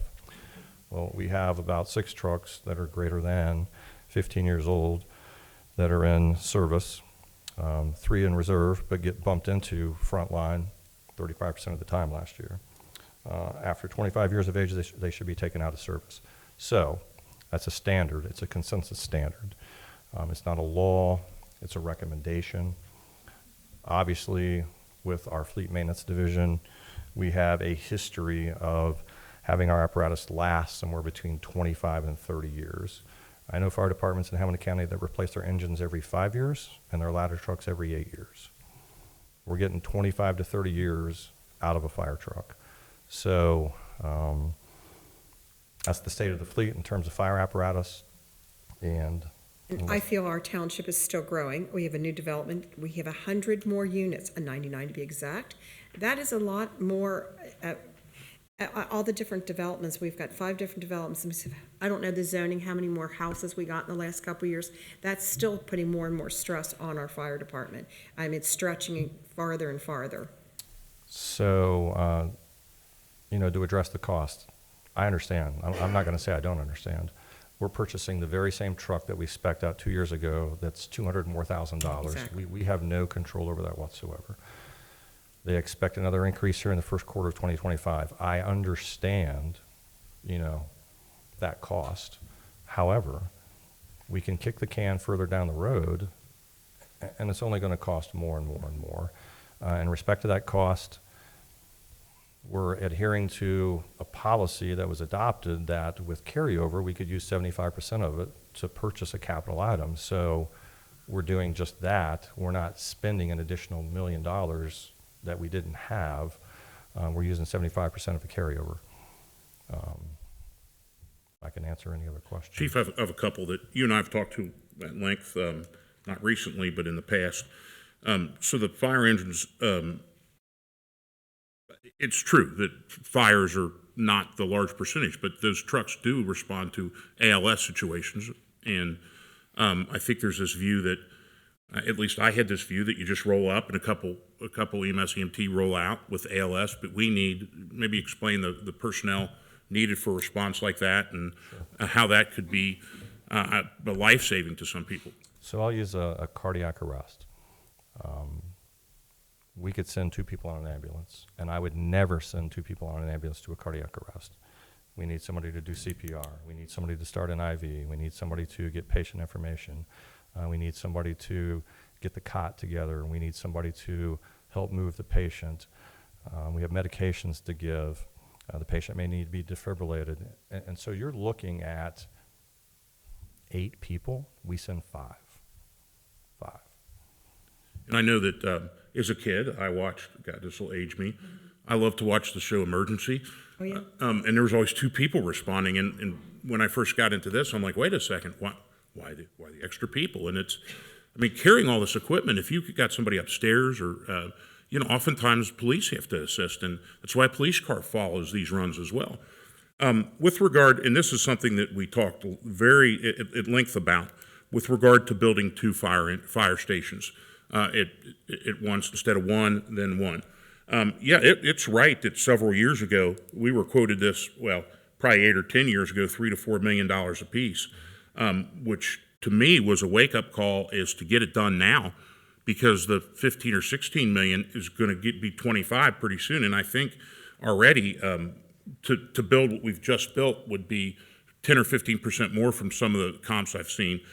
But the reason to do 2 at once is, number one, maybe talk about the runs that 102 would respond to, and how those responses, where they're going geographically, is changing. So with Station 102, by sliding it 4 minutes south to Generation Drive, we're going to increase by 750% the number of residents that we get to in 4 minutes. That's tangible. 750% increase. Easy access to Colerain Avenue, Struble Road, I-275, the commercial corridor, and increased by 750%. And we're speaking residents only there, 750% increase. So you know, we'll still have that 4 to 6 minute response time in Dunlap, either from the new Station 102 or from Station 109.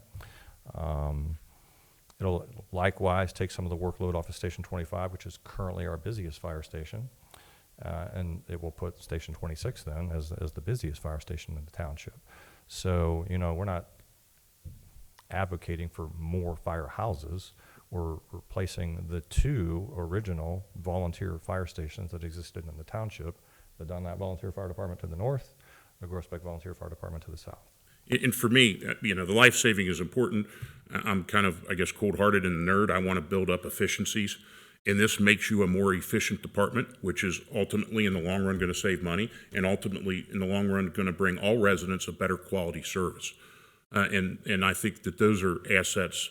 I think that kind of builds a culture in the fire department too, that, hey, we're the best.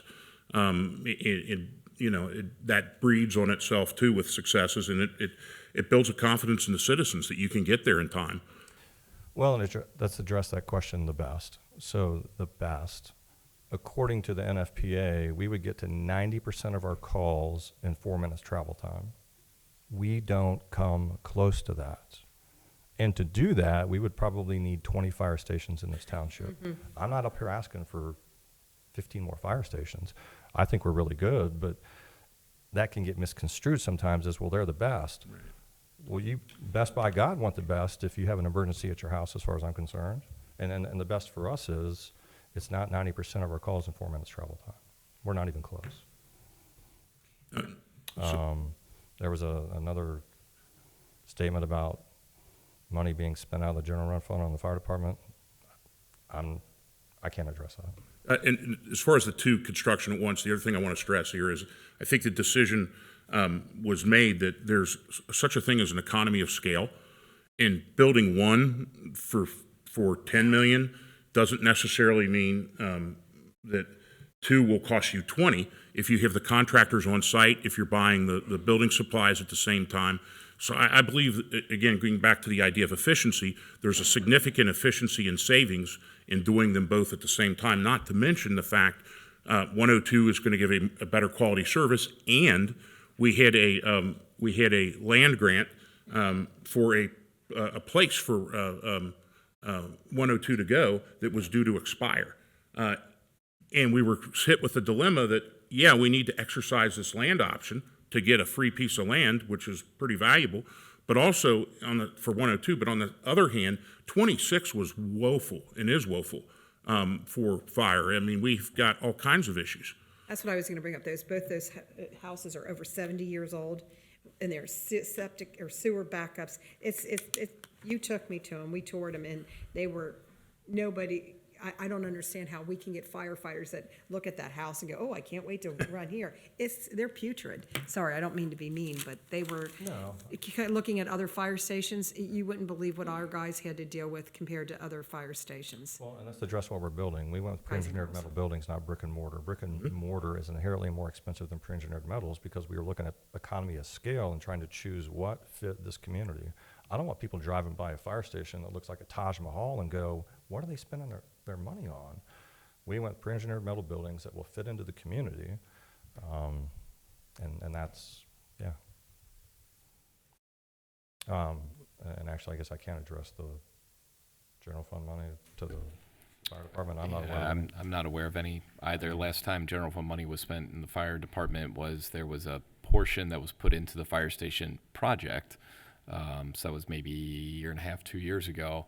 Prior to that, probably would have been 2018 when we had some TIF leftover money roll into the general fund. So, and I don't know that there's inherently anything illegal about spending general fund dollars on fire department expenses. So. Okay. Yeah. Thank you, sir. Thank you, Chief. I think you're doing a fine job. Yeah, outstanding. Thank you. Excellent. Next administrative report will come from Police Chief Ed Cordy. Welcome, sir. Good evening. A little bit quicker report here. It's when snow happens, it's a little bit slower for us. So a lot of our different things that we have are a little bit lower than we usually have, but once again, snow does impact us as well. So looking at January,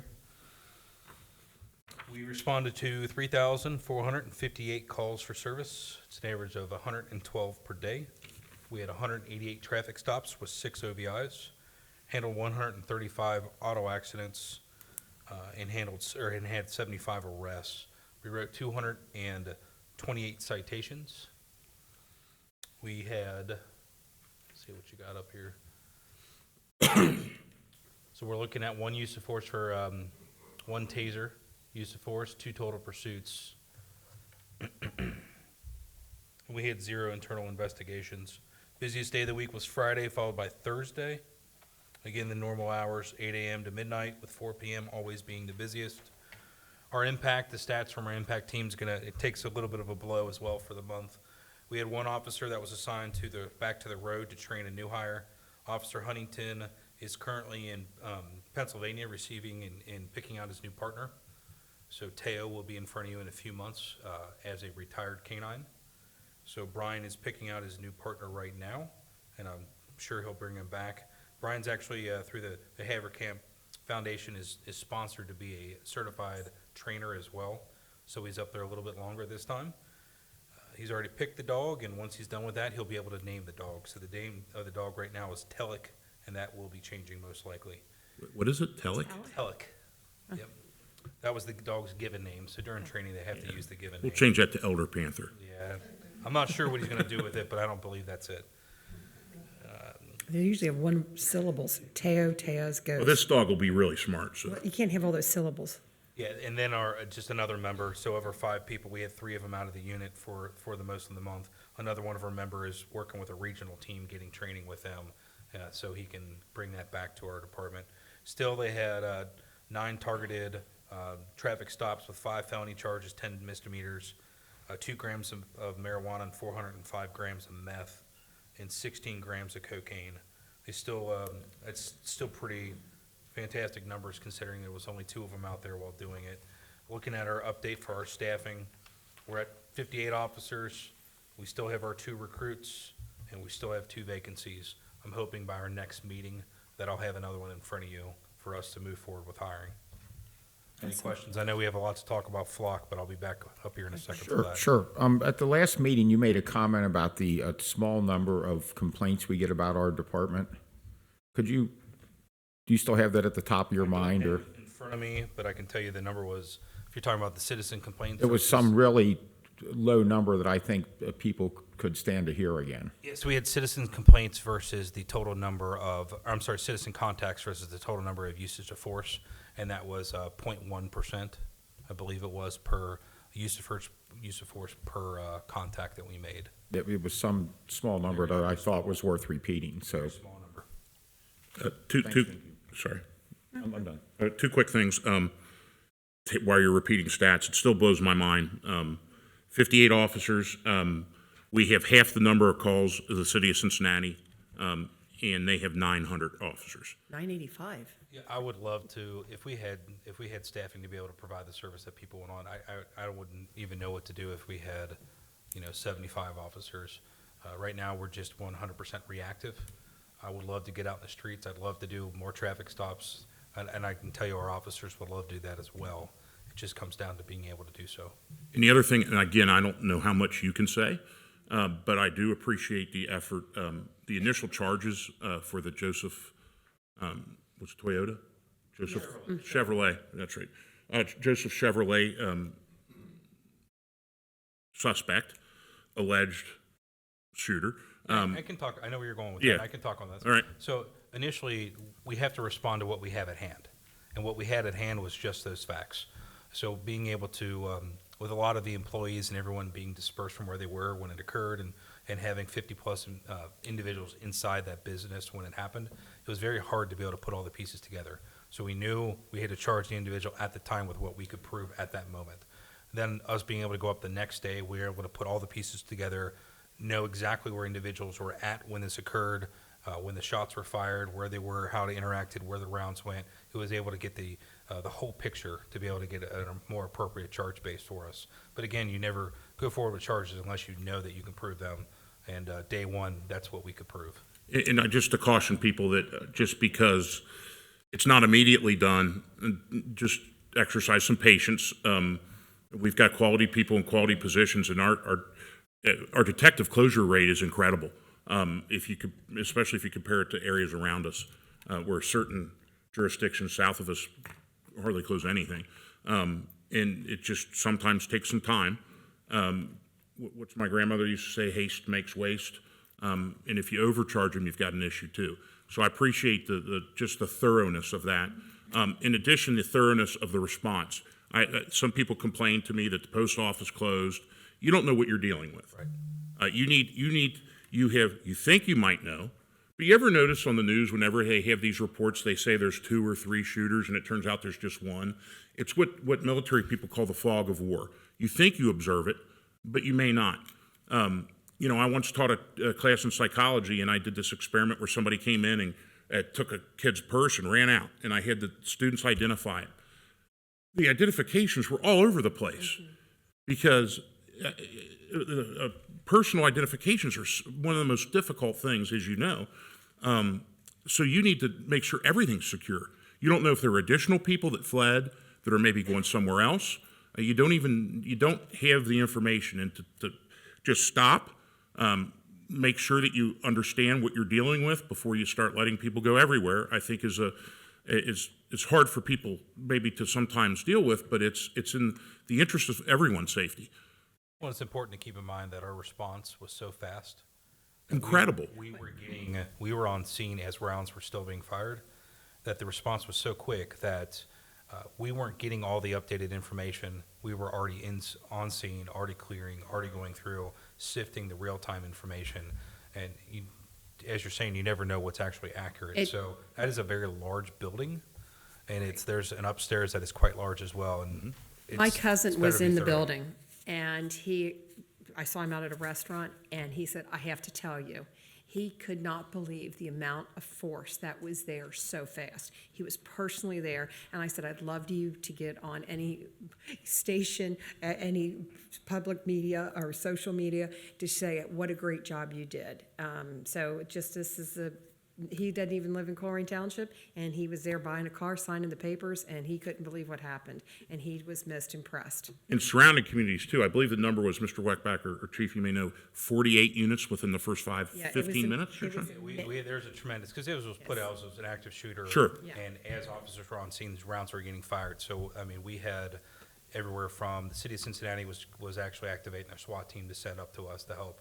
But we had units coming from Harrison. They were coming from everywhere and anywhere to come help.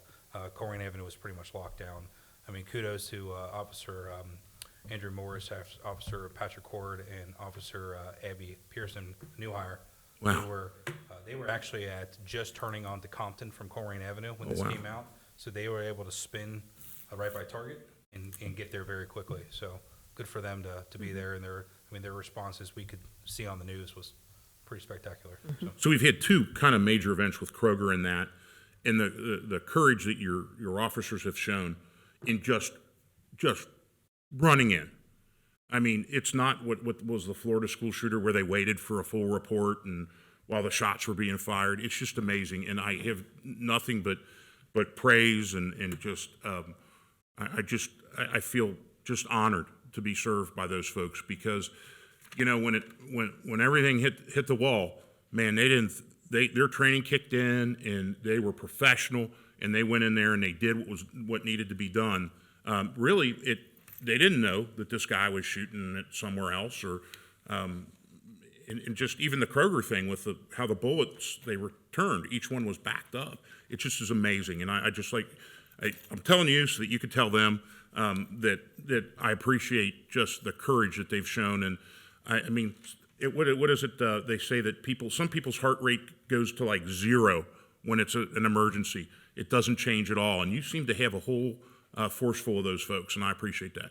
Yeah, thank you. And this really goes back to each one of you. You sat on the board when we talked about this for me becoming the chief of police, and you all heard what my opinions of training. And I think this is exactly showing what the training staff has been able to do with each one of these scenarios. This is the training in action. One of those officers I mentioned is actually one of our active shooter instructors. So they very good officers, and each one of them, it's great. Can't say enough. Agreed. Thank you. Thank you. Anything else? Board, the next report will be Public Services, presented by Assistant Administrator Mays. Welcome back. Your hockey season's almost come to an end. A couple more weeks. Yep. Tournament's in 2 weeks, I think, so we're excited. All right, board, thank you for your attention. We have 1 month of data to report for the month of January, and a total amount of 7,576 vehicles have entered 3 of our parks that we keep this data on. To be more specific, the park that received the most visits last month was Clippard Park at 2,806. These numbers are, to be transparent, they are historically low for this reporting month, but also, as you know, it's been historically very cold for this month since 1977, in fact. So, as we know, colder weather is not conducive to walking in the park. So we're hoping as the warmer weather comes to us, we can increase those numbers. And then our bags of litter and trash that we collected in January was 113, which our target is to collect 25 for the month. So far, well and above on that as well. Awesome. All right, thank you. All right, thank you. Thanks. Right, next report comes from Development Director David Miller. Welcome back, sir.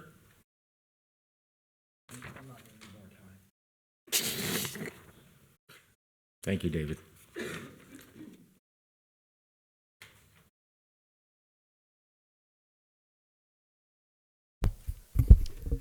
Hi, this is January, and I think I could just dovetail in behind Ms. Mays by saying the activity is just lower when it's colder.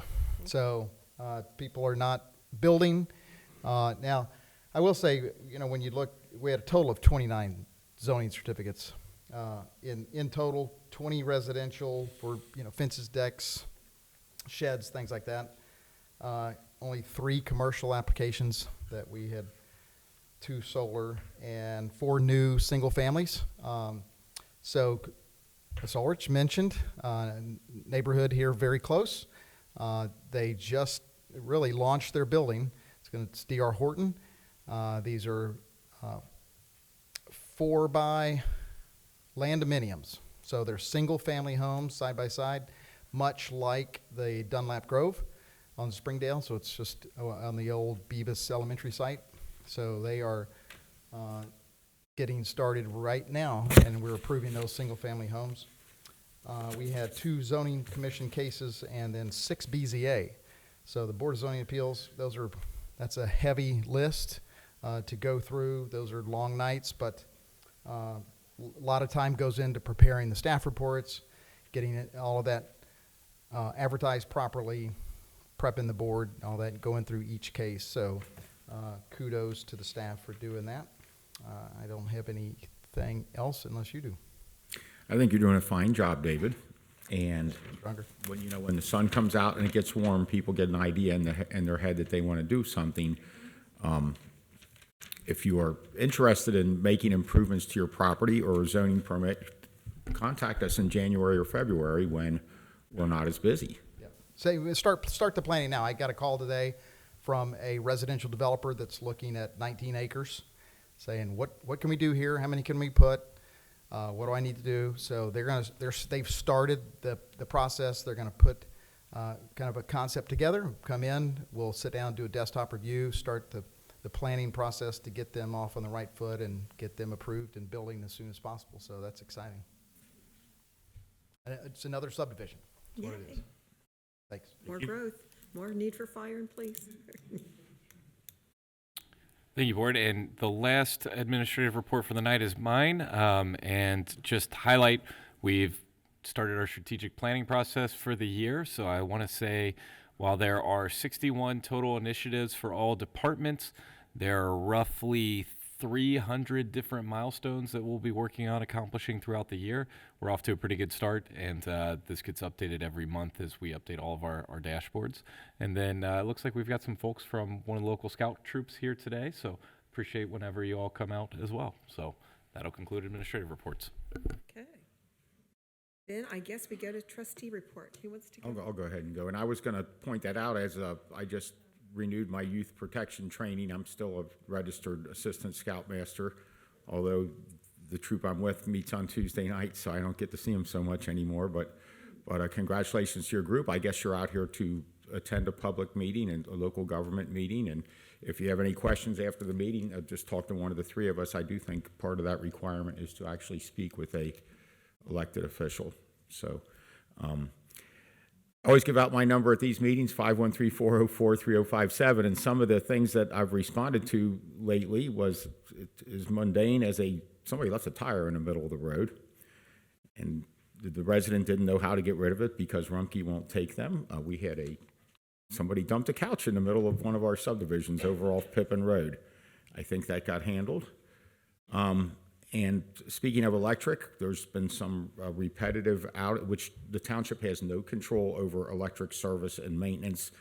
Fortunately, Duke has a service facility right here in Colerain Township, and hopefully they're able to respond quicker. I remember when we were getting that together 5 or 6 years ago, that was one of the main things that I thought would be great about it, is to have all that repair trucks and materials and things that are needed laid up right here in Colerain Township. I think that Chad Schaefer responded to that resident, and they're going to do a little research onto why we have power failures along Cheviot Road and out Blue Rock and down Ben Hill, because I had another resident there call about that. And then I have gotten several calls about the LPR cameras, which are coming up in the agenda. So I'll just leave it at that. Go ahead, Matt. Okay. Let me find my notes, sorry. All right, I want to speak about a number of kind of initiatives that, for consideration by administration and for my fellow trustees, it may be moving forward. We can talk about some more simple than others. It seems to me that when I look at MLS, that the description of Colerain is just a little bit outdated. I don't know if we could get, maybe Tracy or something to kind of update that and flower that up. I don't know that it makes a difference because I've never read it until I went back to check it. But it's still, I think it's still like sells the mall as a big attribute for the community and stuff like that the last time I looked. You're suggesting the MLS that's like on, say, Zillow or... No, the narrative, if you go to CincyMLS.com and you search for houses in Colerain, I think it comes through MLS Central. They have a narrative about the community.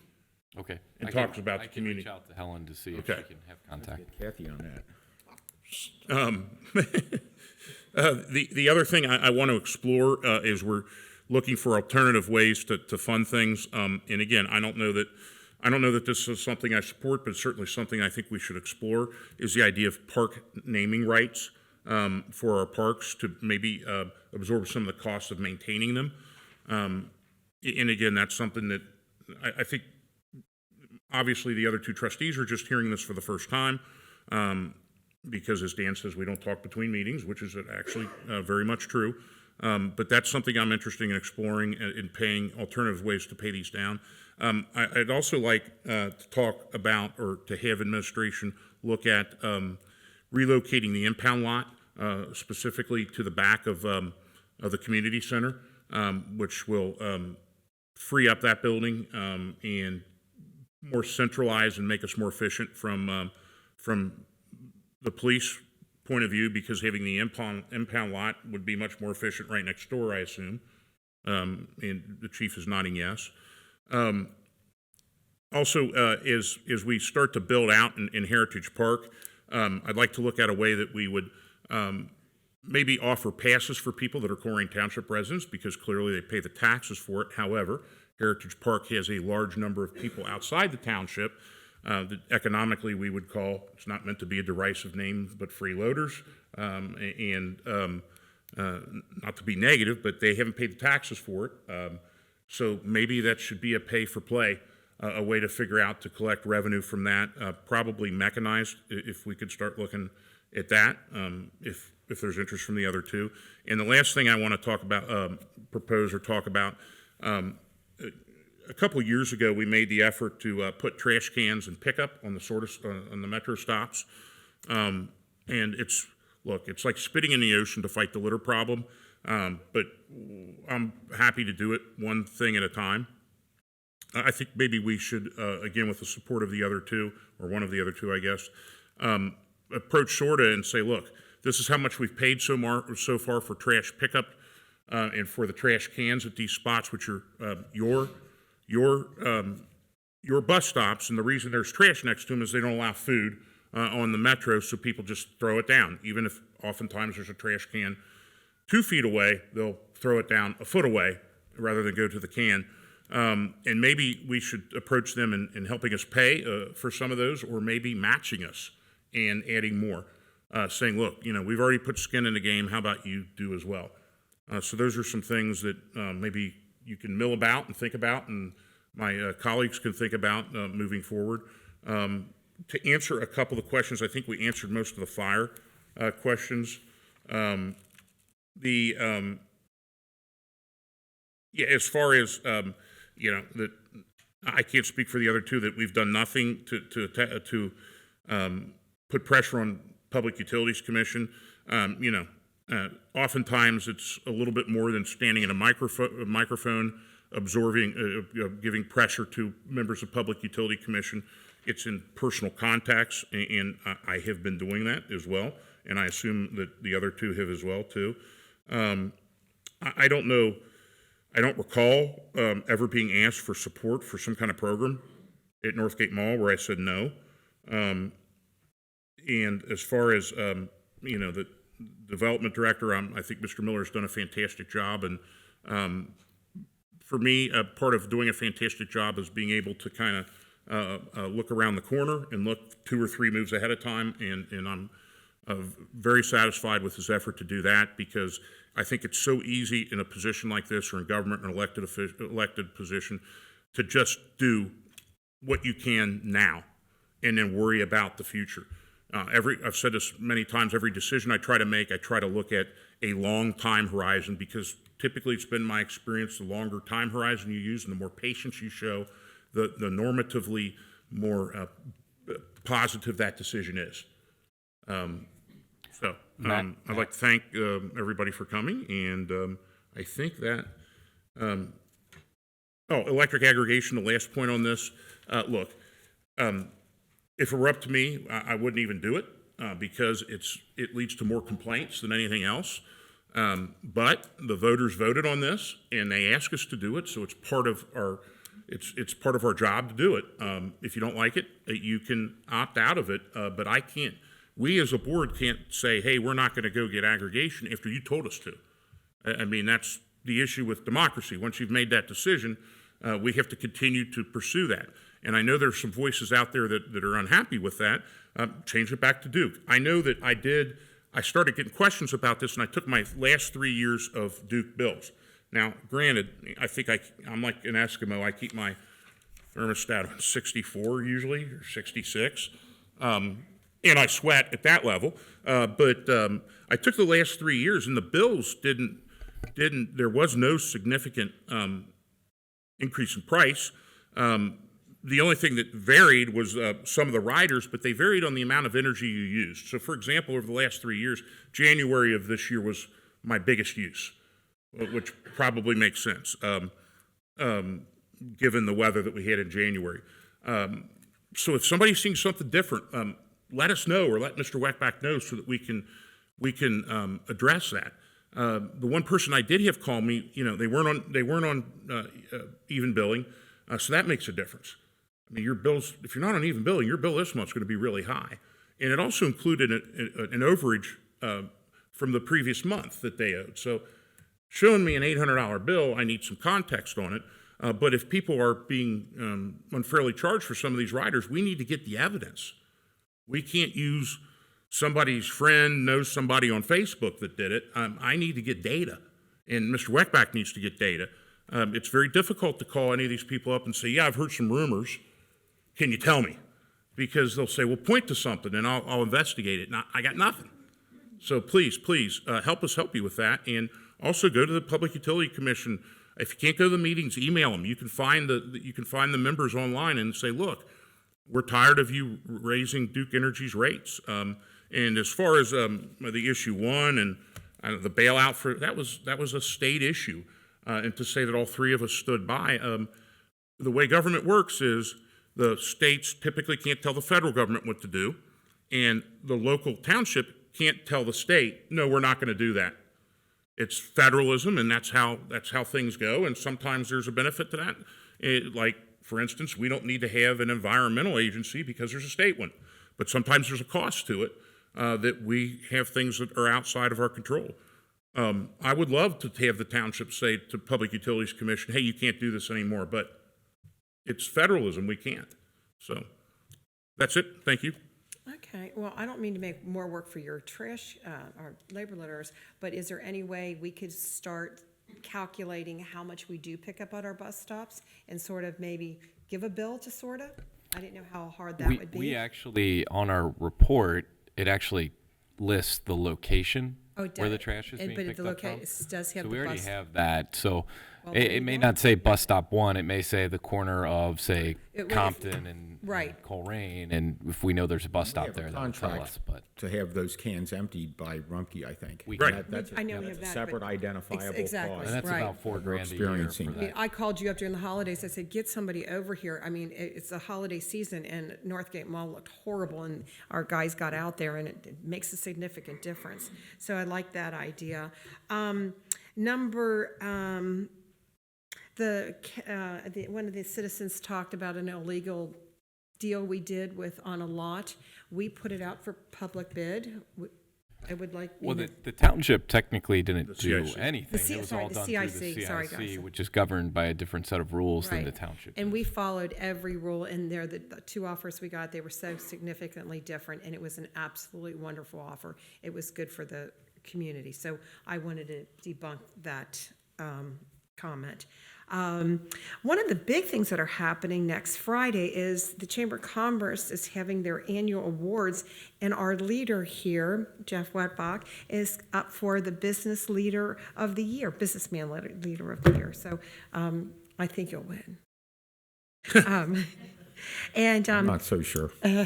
they just announced, if anybody got to see, that our Recycle Day is going to be September 27th. So put that in your calendars. That's a very busy day for the township.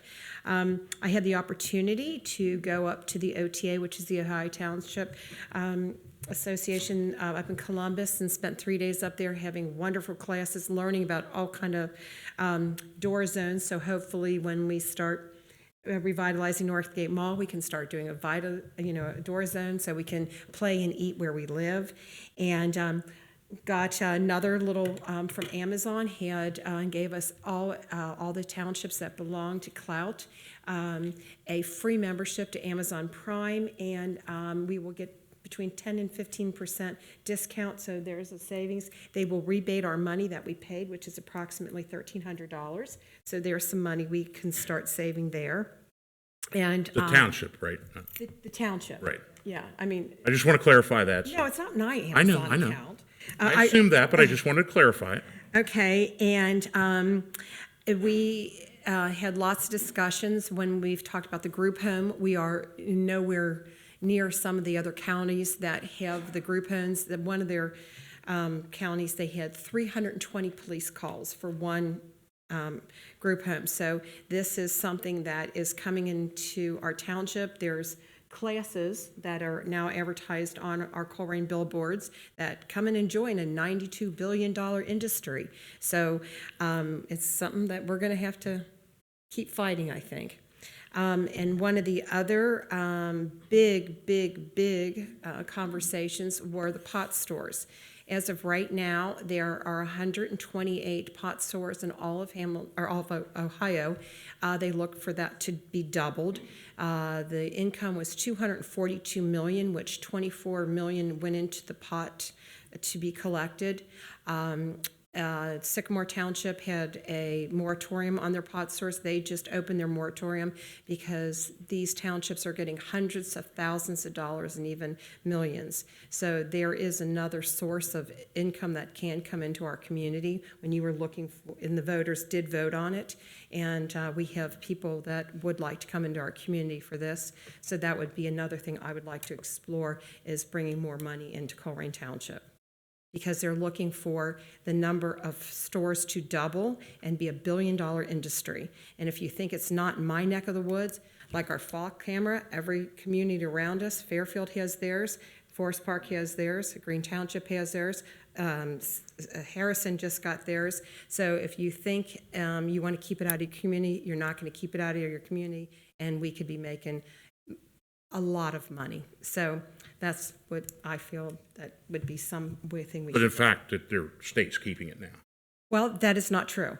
It is not, the bill has not been passed. I've Senate talked, bill. it's It's a Senate bill. It's in Senate, and talked to Cindy Abrams for a long time about it, and there are other alternative ways to, that these stores are paying townships to, what, if you guys don't know what House Bill, Senate bill. Senate Bill 56 is, when the voters voted on the pot being legal in Ohio, it was a 10% tax, and 3.6 of that was going to any municipality that had the store in there. So they're trying to take that money and put it in the state general fund. And so there's people that are up fighting this. They want their money. If you look at some of these pot stores and they're beautiful buildings. They're in wonderful neighborhoods. They're just doing well. And to be honest with you, if anybody's scared of this, the Cannabis Division of Ohio knows when that seed is germinated and where it goes into any bag, anything that's sold at a state store. They are child-proof. There's only 100 milligrams. We have wellness stores and vape stores that are selling candy that it looks like a sweet tart or a gummy worm, and they've got 350 milligrams in them, and it's got what they call synthetic hemp in them, and there's not child-proof bags. So a lot of communities are feeling that when you have state-regulated stores, you can start putting these other stores out of business. Right now, Michigan is the cheapest. Ohio's coming down in price because of the high volume of stores that are there, but they are so much more diligent and well-run than what we are seeing happening around here with these so-called stores popping up selling. So that was what I learned from the Ohio Township Convention. All right, hearing no other reports, we can move into new business, and the first few items will be presented by Police Chief Ed Cordy. Uh-oh, he's got a water bottle. He never has a water bottle. You never know. All right, so jumping into item A, before I get to the actual motion, I kind of want to go over a few things here. So if I understand this will be the fourth time that we've been able to talk about this as a group. And what I've gathered from the last time that I was in front of you was the direction to look for a pilot program for license plate readers we wanted to focus on costs. We wanted to focus on importance of data, talking about, there was a lot that Mr. Waller kept talking about that we kind of went into about the data, but we wanted to focus on the surveillance aspect, and there's quite a few different things, so I'm going to get into that here. So out of sake of how we typically do a big project like this, I went ahead and reached out to 3 different companies here, and I'm glad that I've got Todd here from Flock and Kevin representing Verkada here to be able to answer some questions. But I'll go with the low-hanging fruit. Motorola. I reached out to Motorola. About 3 weeks ago. I'm still waiting for the representative to get a hold of me. They have yet to reach out. I haven't got anything from them whatsoever. I will tell you, talking to a friend from Green Township, they have a couple Motorola LPR cameras, and they are no longer going to have LPR cameras from Motorola here shortly. They are nothing but problematic. So looking at the other 2 that we have in front of us, being Flock and Verkada, I kind of just went to, I met with both reps multiple times, had a lot of conversations, asked a lot of the questions that I felt was important to not only the board, but as a police department. And I developed a pros and cons. So if I could look at it, pros and cons for the Flock camera. One thing that's beneficial for both is the data is encrypted both through AWS, which is what was just talked about by Kevin here a few minutes ago, where the data is owned by the township for both. So looking at, again, Flock, the data is owned by the township and it's unable to be sold. The data is owned only by the customer, being us, and it's not viewable by Flock outside of their high-end IT users to make sure that we're actually getting the data, so they cannot see what we're doing. Again, this is only Flock. One cost per camera that includes solar power, data storage, portal usage, hardware, and software costs, including replacements if they go down. They have real-time camera alerts to include an interface with NCIC, Amber Alerts, custom hot lists, which a hot list is when you have a vehicle that you want to flag for interest for an investigation. That would be a hot list. The NCIC database or interface gathers license plate that is set from the Flock system, and it sends it directly to NCIC. NCIC provides a response of either warrants, missing person, or stolen vehicle. At no point in time is any personal information associated to the license plate provided from NCIC to Flock. We will not get any sort of personal data and a return back from Flock whatsoever. We just get a response saying warrant, missing person, or stolen vehicle. And what that means to us, if we have a return that says warrants, we then have to go to our other database, or actual computer law enforcement database, and query that information through there to get what's actually going on there. The database is only shared with outside entities that we authorize. It is set to automatically delete all data after 30 days.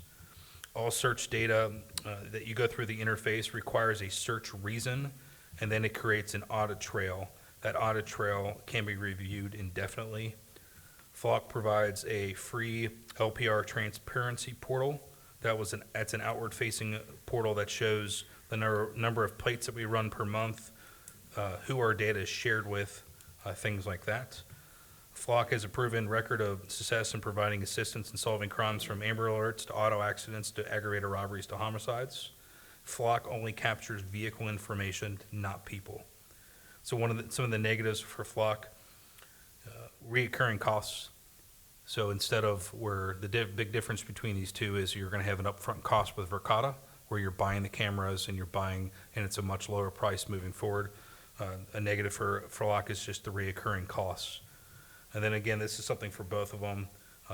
We have talked about this, but it's important that we do understand and realize that we now are going to get data that we did not have before, and we understand and realize that we are going to have additional work that's going to come from this. Our investigators, our officers are going to have additional work at their feet, but to be honest with you, that's a good thing, because there's a lot of cases that we would have to close that we could not actually work with. So if I look at Verkada and I look at the positives for Verkada, again, encrypted through the Amazon cloud server, the only law enforcement cloud server that's available, and the data is owned by the township. It's projected to develop the NCIC interface while it's currently in beta testing in St. Bernard. I asked if I could see it, how it was response, everything like that. It's so early in the development, being only a couple months in, I was not able to get any information directly from our rep with Verkada of what it would look like, what the return looked like. I fully believe that they're there and they're almost at that point, but it's still in the infancy stages. Data retention period is controlled by the township, so if we wanted 30 days, we wanted more, you could actually retain the information all the way up to 365 days. And they also do have real-time alerts. Looking at the negatives, I had information that was sent to me about a FTC, Federal Trade Commission incident from August of 2024 that indicated that Verkada failed to use appropriate information security practices.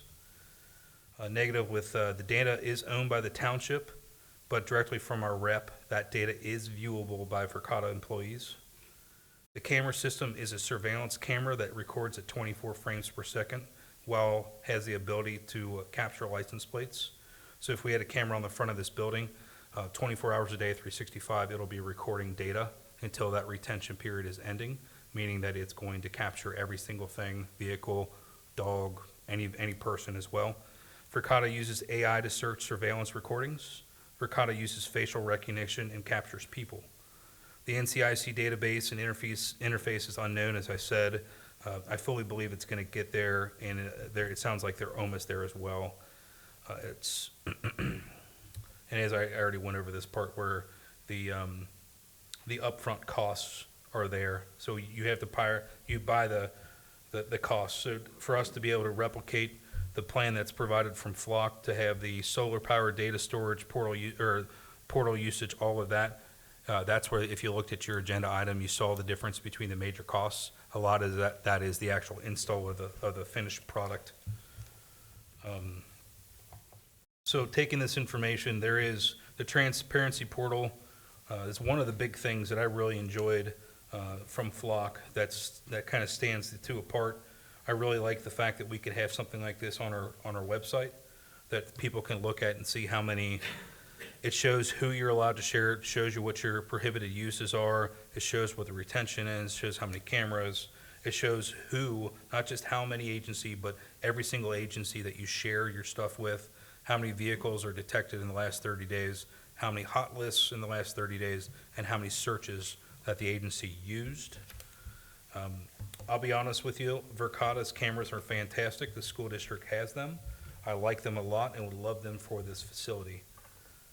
But if we look at for what the purpose of what this conversation is which one is the recommended LPR, based upon everything that I had in front of me and all the information I have, knowing that it's a pilot program. Information is important. The data storage is important. The surveillance of our citizens is incredibly important, and the usage of the facial recognition and things like that is not something that previous conversations the board was looking to humor. That's what led me to item A, which is motion to authorize the township administrator to execute an agreement with Flock Safety for LPR cameras. My recommendation is to adopt the motion. Okay, I'll second it to get. I'll motion to authorize the township administrator to execute an agreement with Flock Safety for LPR cameras. And I'll second, yeah. Can you please tell the audience that's watching us, the millions of our viewers, our success with the Flock cameras with Green Township and a pedophile? I don't have the numbers in front of me right now, but I will tell you that multiple agencies know that we do not have access to the Flock cameras at hand, and agencies are surrounding us when they hear that we have a theft or a license plate or a vehicle. They're immediately running that information for us and sending us the information like, hey, it comes back to this, or hey, it's this, or hey, it's that. So we are getting information, and I will tell you that a lot of our major crimes over the last few years have absolutely been assisted, if not solved, by Flock. Okay, and so that was pinged on Green Township and the subdivisions in Colerain Township, and we do not have access to Flock, so Green.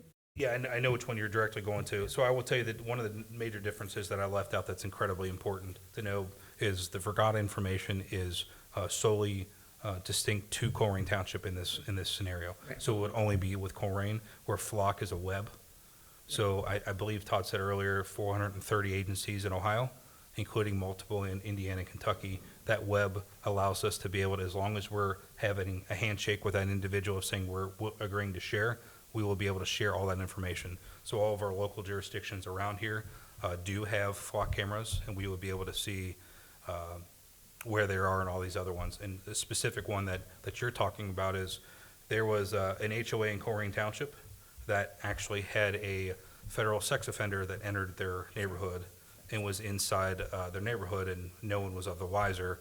Luckily, the Flock camera, the agreement was with Green Township, and Green Township, they were notified of this individual driving into the neighborhood. We knew that they did not leave because it's tracked both ways.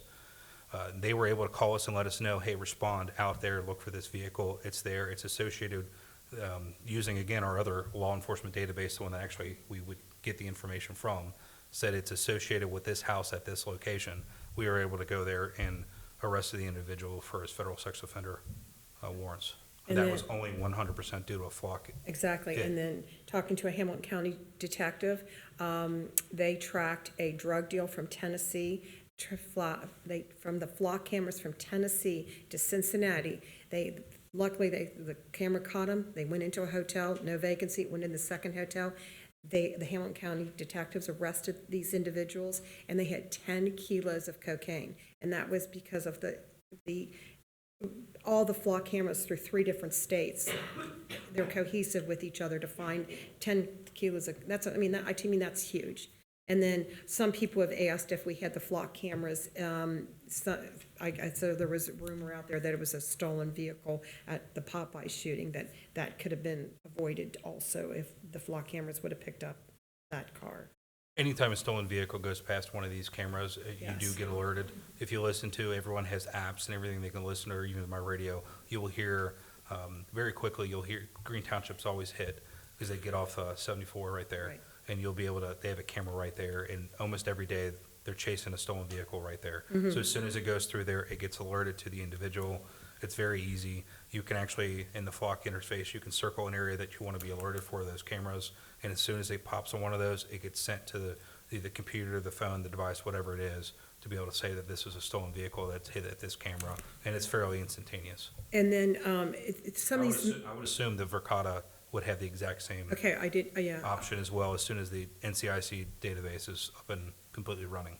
Some of these townships that have the Verkada, they also have Flock too. Yeah, They have more money than us, and so they have both systems. So, which is wonderful, but, I'd love to have both of the systems. Yeah, I don't believe Montgomery, City of Montgomery has flock cameras, but they definitely have Verkada. Right, yeah. I believe Sharonville has both. So a lot of the properties in Sharonville are protected by Verkada for the surveillance aspect of what they are. And then they also have the flock cameras for that interface as well. Just talking with Green Township tonight, they're looking at getting Axon cameras on top of it, which is a fleet camera, LPRs that'll be on each one of their cars as well. So it seems like the trend is to get multiple ways to be able to get this data, because the trend is showing how much it could help solve crime. And I think did it solve the crime for the Joe Burrow break-in? I believe it did. It's Just not our case. I but know from it's what not I our read- case, but news had it. When I read, it did. All right, I had a couple questions regarding data distribution, which I was on the Zoom call through. I had some trouble connecting, so Jeff had to hold the phone up to the Zoom call, and I had to listen and ask, and I assume we have the same person here. And I also had a Zoom call that did work with the Verkada representative. But my concerns were around data distribution, and I just wanted to cover how those were answered.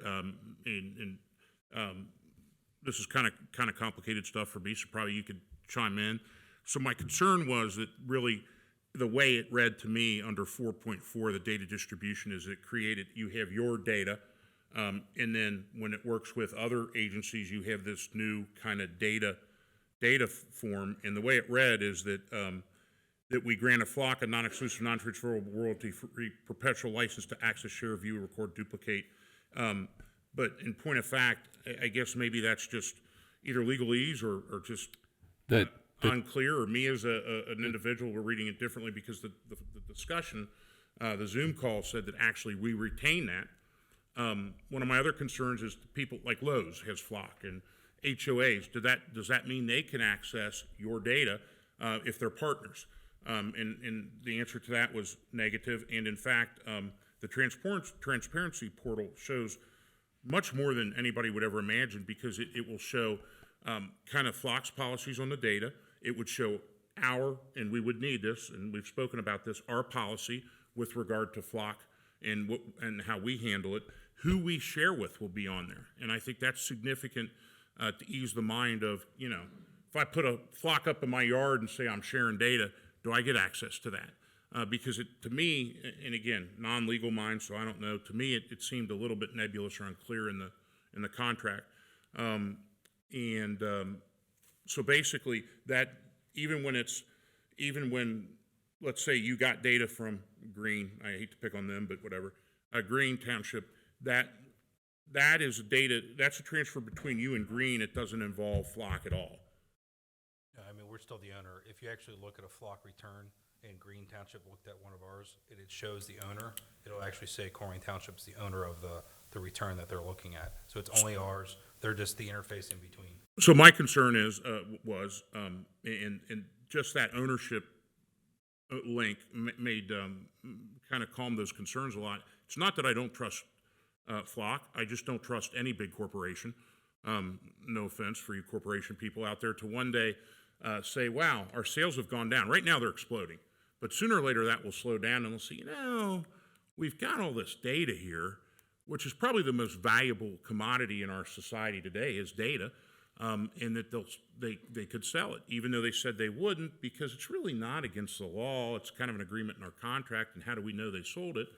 But in point of fact, that data is maintained by us, or if it came from Green, by Green, so they don't actually hold it, if I understand that correctly. That's correct. And Okay. I don't know if Todd wanted to go up here and answer that. Okay. And that was my concern, just, I don't know, maybe I was reading too far into the legal contract, or, again, like I said, it's not that I don't trust this corporation, I don't trust any of them, because they're profit-driven, and we don't have a shared interest, because I have different motives in the seat I'm in right now than profit. So I found that I can't remember what my other concerns were, but we responded. They were responded to very positively. The other thing I saw a number of people emailing me about, this it doesn't even have the functionality, I don't think, which, by the way, the ORC is against this anyways. It's set up all kinds of mechanisms. It can't do speed tests. No, it's definitely not in Hamilton County, but it would never. Right. That's not what it does. Does it even have the capability if? No. Okay. So the only capability is that each one of these cameras, they all have, like Motorola says, we can capture it if it's going less than 150 miles an hour. That's the only thing it's more of if it has the ability to capture the vehicle in the frame. It does not do speed tests. It doesn't do, each one of the cameras says it'll work with certainty up until a certain mile per hour. That's the only thing that's even related to anything to do with speeds. And I think that for some people, and myself, I'd put that in this list too, that there's a concern of what they would call mission creep, that we're just going to do this, but one day we're like, well, maybe we can expand it to this data. And I see that there's safeguards embedded in that, and the ultimate safeguard would be the three people, whoever at the time are sitting up here. Even if you said, man, this is great, I want to do it for this and expand the use, you got to get through you got to get through whoever's sitting in that seat, and whoever's sitting in that seat, and then you got to get whoever's sitting in these three seats. And those are safeguards too, and it doesn't have the functionality for that right now. And it doesn't take pictures of people. I wish we didn't need to do this. I guess that's part of but it's to a point where I think that that a license plate reader is going to help us in crime prevention. But and you and I had this talk. I do caution folks that if you're looking for the first month, second month, third month for crime statistics to go down, I would think that intuitively they would go up, because you have more information to make more arrests. And maybe I'm driving a stolen car all around Colerain and nobody knew it before, but now I'm on a flock camera and they get pegged. And now, so I'm going to have to make some changes. It's never a bad thing to have an increase in arrests. Right. Or it's actually a little bit better of a reflection of actually what's going on, because I think we all are aware of underreporting. And let's be honest, we know that actually exists. Mm-hmm. So I think any way that we can get a more true reflection of what's actually going on is always a better thing. I just want to set expectations of, we're not going to get the first month and say, wow, flock reduced to 20%. I don't anticipate that at all. In fact, I anticipate it going up because of what I just mentioned. And I will say, whichever we decide to go forward with tonight, our intention is about 6 months from now is to come forward to the board and give you findings of what transpired, or what we've been able to do, the plates we've ran, what we've been able to, the successes we had, and go from that too. And you and I also had the discussion that this is going to have to come with a department and township policy on how this is going to be handled, and that will be part of a public process. It's not going to be you handing us a sheet and we saying, okay, way to go. It's going to be part of a public. That's something I'm going to bring up, Matt, okay, when I start talking. Okay, and that's pretty much it then. So this came up a year or two ago, and it was voted down at the time, and my opinion on these cameras has not changed. 99.999% of people don't need to be followed around electronically or in person or whatever, and that concerns me greatly. I think people have an expectation of privacy. I did want to ask you, the contract that you brought forward, what is the amount of it? For which one? You brought forth a motion to approve a flock. Okay, for the flock. $71,800. And that's actually, if I could say, wrote in pencil, because the reason why I say that is there are, let me pull it right here.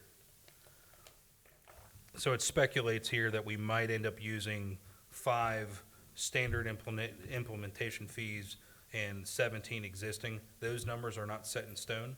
The intention is for us to get all 22 cameras using existing structures. Right. So what that means is for Flock to be able to do a standalone pole, new installation, it costs $650 per pole. But now Flock, as opposed to when we looked at this in the past, has an agreement with Hamilton County and with ODOT that if we're able to use their poles, then it's only $150 per install. Well, and how do we get to this place, with some budget cuts that were made across the board by administration? Part of the last budget, which I did vote for, allowed a $100,000 discretionary fund if there were things that we thought were cut out that we would like to bring back. And mine went for a code enforcement officer and to restore the summer program and those summer employees that help with other programs too, because I thought those were important, and these are things that Matt and Kathy think are important, and I will respect that.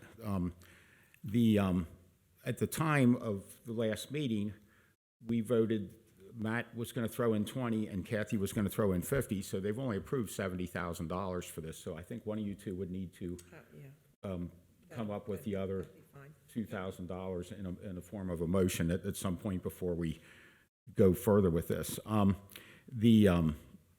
you're saying you'll likely do that? Okay. Yeah. So just to make sure that the amount of the contract would have been approved.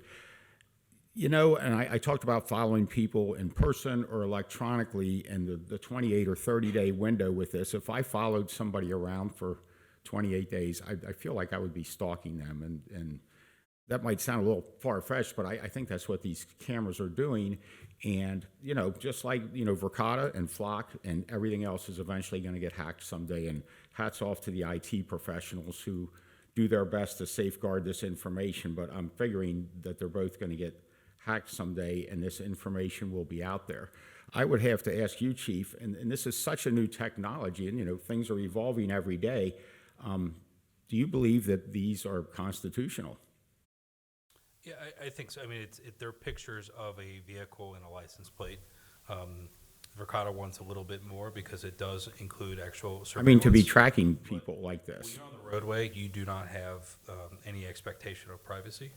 So I think that's a little bit of where there's a disconnect here on that part. Do I believe they're constitutional? I don't believe they're any sort of infringement on anyone's Fourth Amendment right. Right, and this will come to the top. I was looking at some various cases, and the one that's gotten the furthest is Schmidt versus City of Norfolk, Virginia. The City of Norfolk already asked to have it dismissed, and that was turned down, so it's advancing to the U.S. District Court in the Eastern District of Virginia, which is a rather conservative court. And I'm just of the feeling that in the event that these would be declared, organizations using a third party to make a warrantless search, at that point, and I talked to Jeff about this, I guess we could get out of the contract because there's a 30-day. This wouldn't be a warrantless search. There's a 30-day. I mean, that's not how do you? Yeah, I've not looked at that case from Virginia, but do not believe that this would be a warrantless search. Well, and like I said, that'll all be settled out in the courts. To your question, Dan, there's a 30-day out clause in the contract. So if we wanted to get out of this, just so people know, it would be we would give either one of these companies a 30-day notice to get out of it. And thank you both Flock and Verkada for taking the time to come to our long, boring meeting. I was surprised, Mr. Ellis, that you said that this would just be for license plate readers, because I think the last time we discussed this, we talked about it can identify various, and even as recently as our last meeting, it can identify a subset of cars that, have a Greenpeace bumper sticker or a Trump bumper sticker. If I saw somebody rob the gas station and all I saw was, they had a Biden sticker on the back, then you could search that subset of cars that had a particular feature, like a particular bumper sticker. And so I don't think we're just looking at license plate readers. I think these things do a lot more than that. Like if a car had a roof rack or a luggage rack. He's coming up. He would like to answer your question. Well, that's fine. And let me see. I just took a couple other quick notes. And to the chief, I would ask this question. So at the time of the last, and we will be back with another levy, and it'll probably be for a smaller amount, something that people can afford and something we think can get passed. But let's say in the instance of you get a the flock pings, flock or Verkada pings a license plate from somebody from another flock community out in the middle of Illinois. Let's say it's somebody from Bloomington, Illinois, and their city council policy is we've got a nonviolent felony where this guy might have embezzled money from somebody, and we're all points bulletin looking for this guy, and he pings a Colerain camera. You're probably going to want to send somebody out to pick up this guy for Bloomington, Illinois, or something, or some other of the 5,000 flock communities. So do we have the resources to do that? It seems like after the last levy, we made a series of service cuts, like we're not going to do vacation checks, we're not going to do certain things for our residents, but now it seems we're going to be. There's certain aspects when you enter people or even vehicles into NCIC, there's a threshold that has to exist. For us to have a nationwide pickup for an individual, we're talking about a felonious assault, so shooting somebody. So it would be a violent felony would be, and that'll be discussed when we have our work session on the policy, because I'd really like to have input from all three of us, rather than, as Matt said, have administration just hand us a piece of paper. So hopefully at the end of this, the three of us will agree on a work session where we can work out a policy. And so everybody knows these will not be implemented until we've agreed on a policy, a majority agreement on a policy. So I had a couple other notes here that I've made going along. I'm just, not to take up everybody's time, I think people have an expectation of privacy. I don't want to live in a society where every intersection has 2 or 3 surveillance cameras on it. That's not what this country is about. And and like Matt said, it's sad that people think we have to do that, but there's a certain aspect of expectation of privacy that a lot of people have, and I don't know what the future is going to look like 20 or 50 years from now. I hope it's not that Orwellian future where there's just so many government-owned cameras that you're afraid to go out of your house. And one other thing we'd put in the policy that when we have our work session is 4 years ago, the governor of Ohio told everybody to stay home and shut everything down, although they left certain businesses remain open, the Kroger's and Targets, and they let other businesses, or they told other businesses they had to close. And that's not unrealistic to think that's going to happen again sometime in our lifetime. And I'd like, as we develop our policy on these, to include, what we're going to do and what we're not going to do in those situations. Because I was out driving around, I had to go to work, and I don't want to be on a list of people that were driving around when the governor suggested everybody said stay home. So there's a lot of things we'll talk about at that work session. Ed, if I may, would March 11th be too soon to have a, sort of skeleton of a policy that then we could get feedback? So hearing no, I'm going to recommend that we schedule a special meeting for a work session on March 11th at 6 p.m. specifically for a flock policy or LPR, actually the LPR policy discussion. As I mentioned before going to OTA, I specifically talked to several trustees about the flock cameras. Townships as little as 1,700 people to people that had 70,000. They just couldn't believe a township our size did not have them, and especially being one of the most traveled roads in Ohio not having them. They were shocked, and it was shocking to see all the municipalities, small, big, medium, that already have had them, and how everyone had there was no horrific stories about any data breaches or anything that everybody was talking about this, that, and the other. They couldn't wait to tell me the stories what Flock Camera did. So I've been sold on Flock, 2 years ago when we discussed this, and I'm still sold on it. So. And I have no doubt they'd be very helpful to anybody looking to see where certain license plates in cars are. Cars don't commit crimes, people do. But I'm sure it'd be very, very helpful. We obviously have different expectations of people being allowed to travel and keep their travels to themselves. I run up and check on a elderly uncle quite often that I take care of, and I don't necessarily need somebody to know that occasionally I leave the house at 2 a.m. to go check on him. Well, Dan, I already put a GPS on the back of your car so everybody here knows where you go. No, but Matt, it's a serious concern. I waved to the flock cameras. I think, Matt, you've expressed all these concerns too. So. We live in a country where people who went to PTA meetings were listed on terrorist watch lists because they disagreed with and I don't want flock being used for that. And that was my original, big brother kind of view was my original opposition to it. But yeah, I mean, it's to the point where it's if it's going to come, I want to control it. And it's a I'll valuable look tool. forward to that March 11th, 6 o'clock meeting, whatever is decided here. All right, we hit a motion in a second. we still need to- We have Do a. you want him to answer your Sorry, question? Sure, yeah, if Come on up. favors the president, sure. I just wanted to, you had mentioned, and maybe it was my problem from not being. Mic on, please. Sorry. Oh. I was standing too far away. Wanted to make sure that I explained what we're doing. So again, what a flock camera does, it's a motion activated camera. It takes a picture of the back of a car, uses machine learning to read out what that license plate is. So a little bit different. A lot of license plate readers solely use an infrared camera, and it can spit back those numbers using that infrared camera. We are taking a picture, running that against, machine learning to know the numbers, also the state, but we also can get characteristics of a car. So what type of a car? Is it an SUV? Is it a sedan? Is it a convertible? Is it a golf cart? Is it a bicycle? It can actually read all of those. Is it a motorcycle? Does it have a trailer? Is it a box truck, a work truck? And then it can also figure out what color it is. As far as bumper stickers go, yes, we can see characteristics if there is a bumper sticker.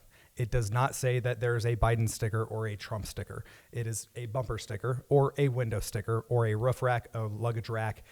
So it's different characteristics so that when, let's say there's a hit and run and somebody says, hey, a big white work van with words on the side of it came by, you'll be able to search for that in a specific time period to be able to then see every image of a vehicle that was a white work truck and that's going by, or work van. So that you'll be able to see during that time and narrow down your suspect list of that hit and run to then find out what those license plate numbers are.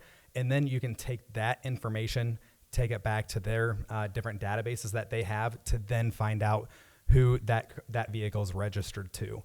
Again, we do not have any registration information.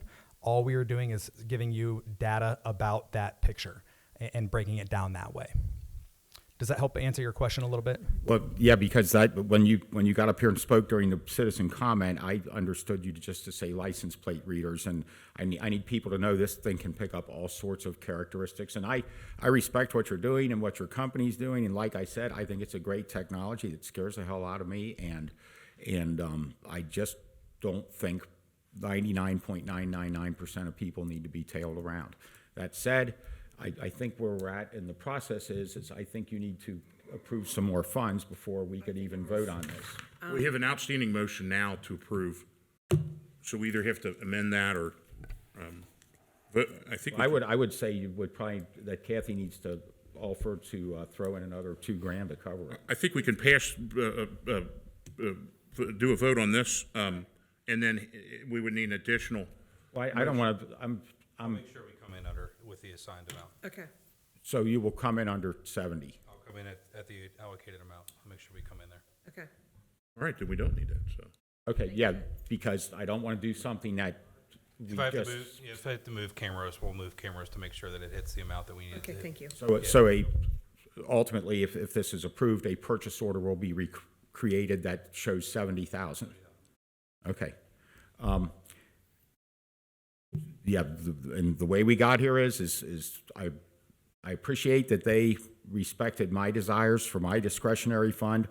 I disagree with what they're doing, but I guess I'm ready to vote on it.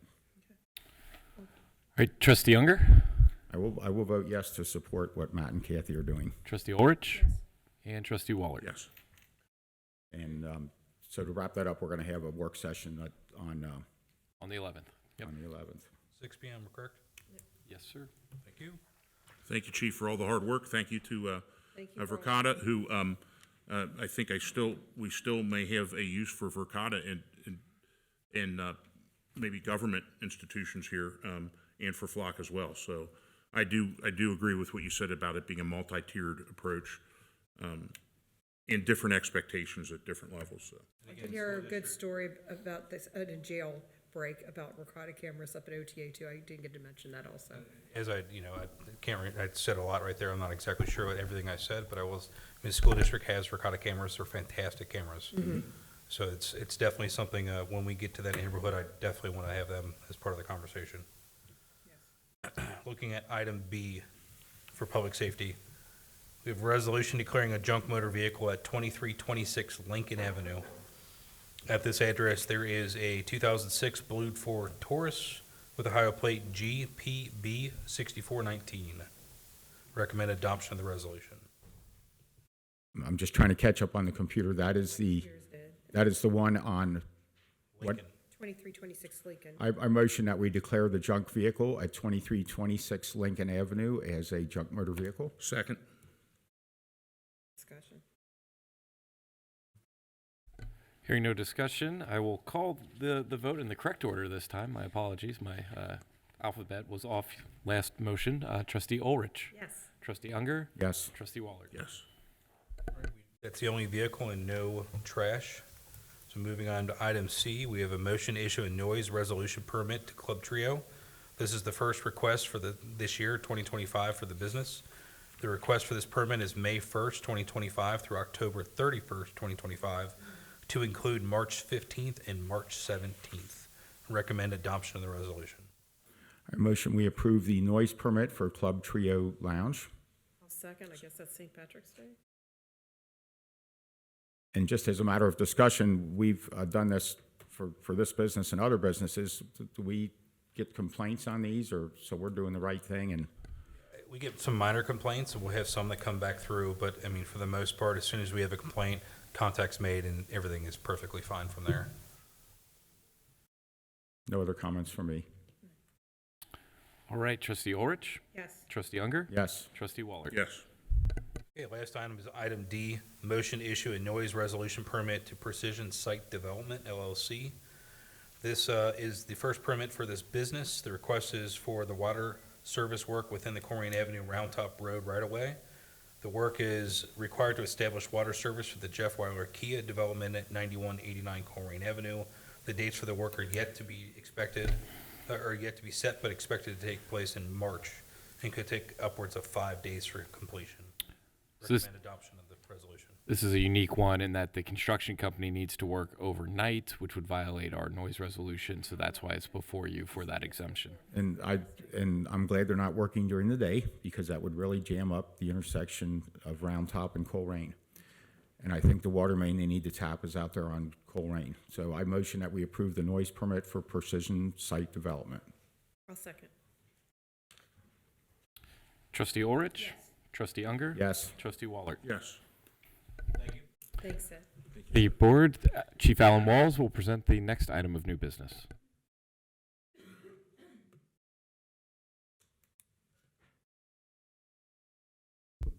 Good evening. This will be letter E on the agenda under public safety. It's a motion authorizing the township administrator to execute a contract with Vogelpool Fire Equipment for the purchase of fire engine for $982,230. We recommend adoption of the motion. And if I could speak real quick, I just want to make sure nothing I said earlier was misconstrued or taken out of context. We have 5 frontline engines, one that's 9 years old, one that's 10 years old, and 3 that are 23 years old. We asked for a replacement of one of the 23-year-old trucks 2 years ago that won't arrive until sometime next year. We're asking for the replacement of another one of the 23-year-old trucks that won't arrive until 2028, assuming it's approved tonight. And then we will still have another 23-year-old truck in the fleet. And just the ones paid for that's coming. Yes, the one that's paid for, the one that is coming is paid for, and this one would be paid for as well. So I will motion that we authorize the township administrator to execute a contract with Vogelpool Fire Equipment for the purchase of a fire engine for $982,230. Second. And the, is this the same engine that we've got coming, or does this have different features on it, or? That's the very same one. It's basically a brother or sister to the one that we purchased And 2 years ago. just so we're clear on this, and when we talked about this 2 years ago, this will fit in the firehouse, unlike Miami Township that bought a fire engine and it didn't fit in their firehouse. It'll So fit. look, right? Okay, it fits, good. You'll be here, you'll still be here when it gets here, so, right. In 28, I doubt that. Well, that's interesting. Breaking news. There Breaking may news. may or may not be a retirement date next year. Retirement is in the future. Well, still, when the vote's called, I'll vote appropriately. Thank you. He's speaking of your retirement. Oh. I was talking about the fire engine. That's not an issue. I just trying to digest that news. I'll just say I've spent 30 years in the fire service, and it's close to time to start giving back to my family. A new grandbaby too. And the 4th granddaughter that we have now, who's 2 months old. No other We discussion? have a motion in a second, so Okay. No other discussion? I'm done, yeah. All right, Trustee Orich? Yes. Trustee Unger? Yes. Trustee Waller? Yep. Thank you. Thanks. Thank you, sir. Thank you, Board. The next 2 items will be presented by Assistant Administrator Mays.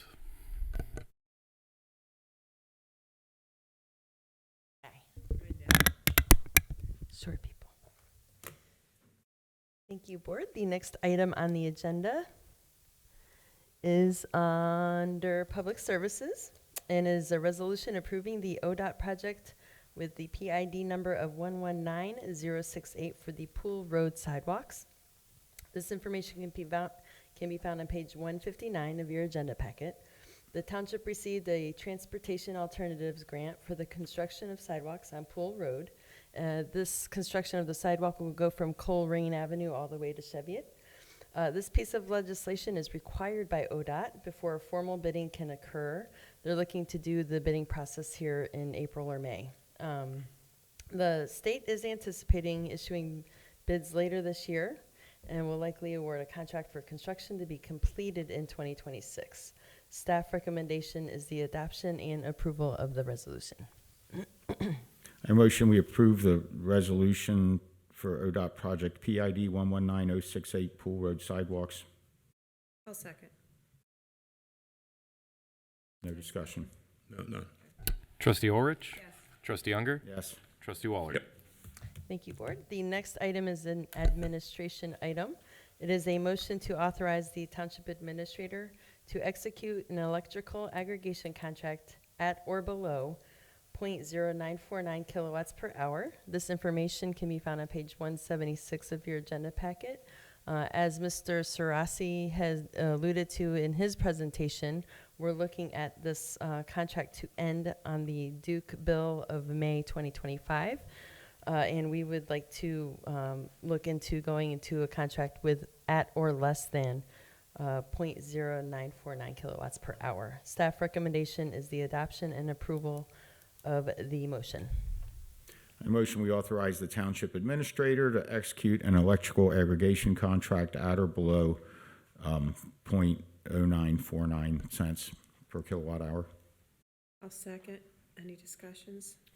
Yes, part of the reason electric is so expensive is people wanted to get rid of the inexpensive power generation that has served this country quite well for the last 100 years. And when you get rid of coal, which this country has so much of and so readily available, and you switch to other forms of electric generation, it's going to cost more. And I understand that why people don't want to have the older technology, but the new technology costs a lot more, and that's a good part of the reason why electric has gotten so expensive. I was at the Butler County Regional Electric Co-op meeting last year, and they pointed out that as recently as 2008, there were 23 coal-fired generating stations in Ohio, and as of 2023, which was 2 years ago, we're down to 4. So you've gotten rid of all the less expensive generation capacity, and that's why it costs so expensive. So when you go green, you know that's what happens. I'm certainly for a clean environment, but we've gotten rid of all the inexpensive electric generation capacity. So did I imagine this, or when I think Ms. Ulrich asked the Energy Alliance rep if we should press pause and wait to negotiate a better rate? I thought he indicated the affirmative to that. Am I wrong? My understanding of at least his response was around the term of. Okay. And all we're doing is authorizing him to enter an agreement for that amount or less. So I just anticipate electric charges to actually go down within the next year. And I think that was why he had mentioned we're probably going to look at 18 months is where he thinks that we're going to wind up when it comes to the actual rate. In the past, we've had contracts that have gone as long as 3 years, some as short as 1 year. So to your point, as more production comes online, but at the same time, in Ohio specifically, there are some large users that are coming online. So as Intel rapidly deploys, that is going to be a massive user of the energy across the state of Ohio that is going to create a strain on our systems. People, I never realized this until I talked to an expert on this, people mining Bitcoin. That's a huge drain on power. But back to the original, so that I understand this correctly, I've never done this because I don't have enough hours in the day to do it. It's just too much trouble. I just use the Energy Alliance price, which is, I think, served me well. But it's your choice, and you're welcome to do what you want. But I could go off Energy Alliance if I found that Duke was a significantly lower price, and then 3 months later decide to go back with Energy Alliance. I could literally shop it month by month if I wanted to.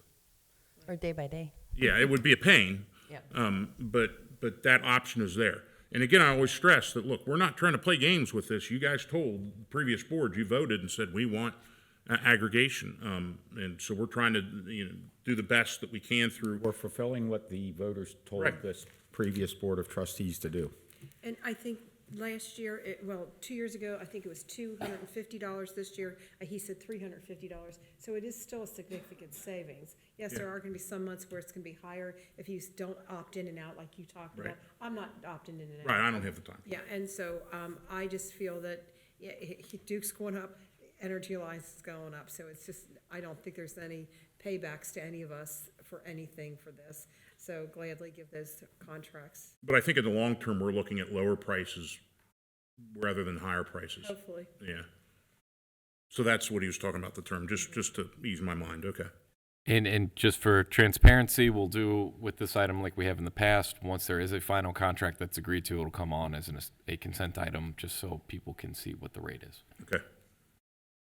Hearing no further discussion, I'll call the roll. Trustee Ulrich? Yes. Trustee Unger? Yes. Trustee Wallert? Yes.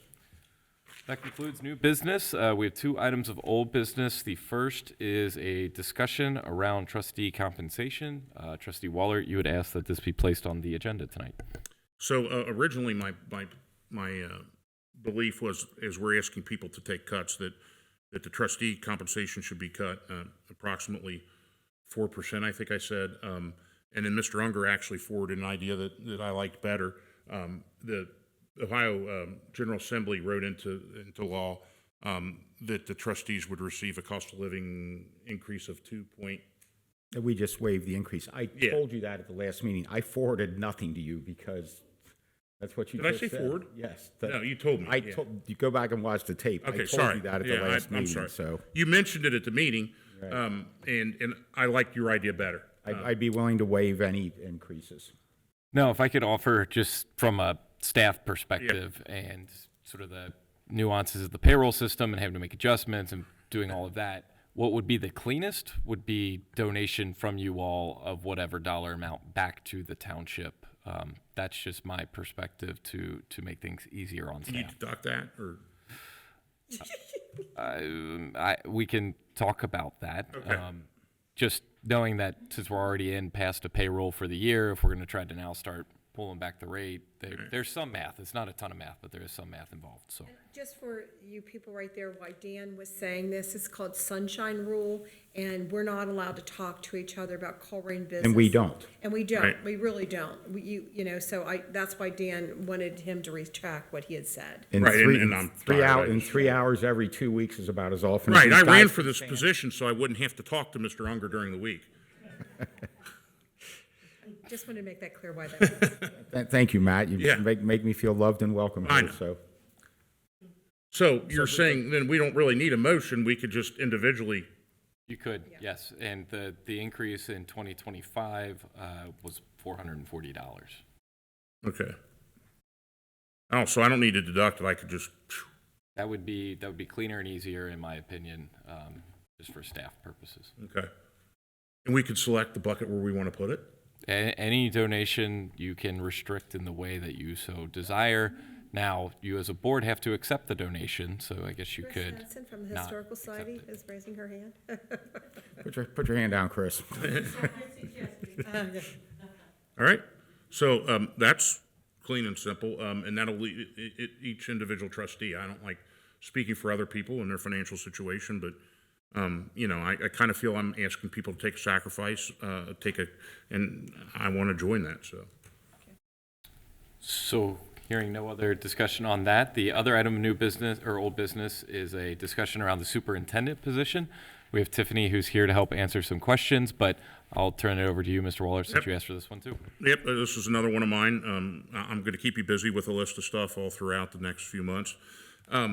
So I pressed pause on this because I wanted to at least get some feedback back from you and administration on to what we're looking for the superintendent position, and how that would play out in terms of day-to-day operation, and what, without naming a person, which, you know, obviously I don't know where you are in interviews, but if you were to draw up a perfect person for this position, what do you want? What are you looking for? Right. So the person in this position will bring structure, expertise, leadership, which will make it possible for us to maintain a well-organized, productive, and well-trained Better staff. organized. Better organized, yeah. Not that our current staffing situation is unorganized, but it would only improve our operations. Right now, we don't have that. We only have one non-union member managing the entire union staff. And with a two-headed management team, they will be able to balance things more efficiently. Okay, so you know, one thing I'm trying to avoid is what is it, the NATO or EU syndrome, where there's too many, everybody's a lieutenant and nobody's a private. Yeah, and the other thing is that from my point of view, I think we need I typically don't opine on what I want the candidate for a position to look like, but I'm looking, and it sounds like we're looking for the same thing. I'm looking for somebody that is detail-oriented, organized, and a strong leader and a strong personality. Yes, sir. Okay. So I don't know if there's any other discussion, but that I wanted to have an influence in the type of person that we can get. It's always good to be looking around for where we can improve our processes. So improve our processes. All right, board, hearing no more discussion there, we had two items on consent. The first was a contract for Verizon Wireless. This was a free contract for a network extender, and the second was a renewal quote for our email encryption threat protection software, and I would recommend approval of all consent items. I motion that we approve consent item A and consent item B as requested by the administrator. I'll second. Any discussion? No.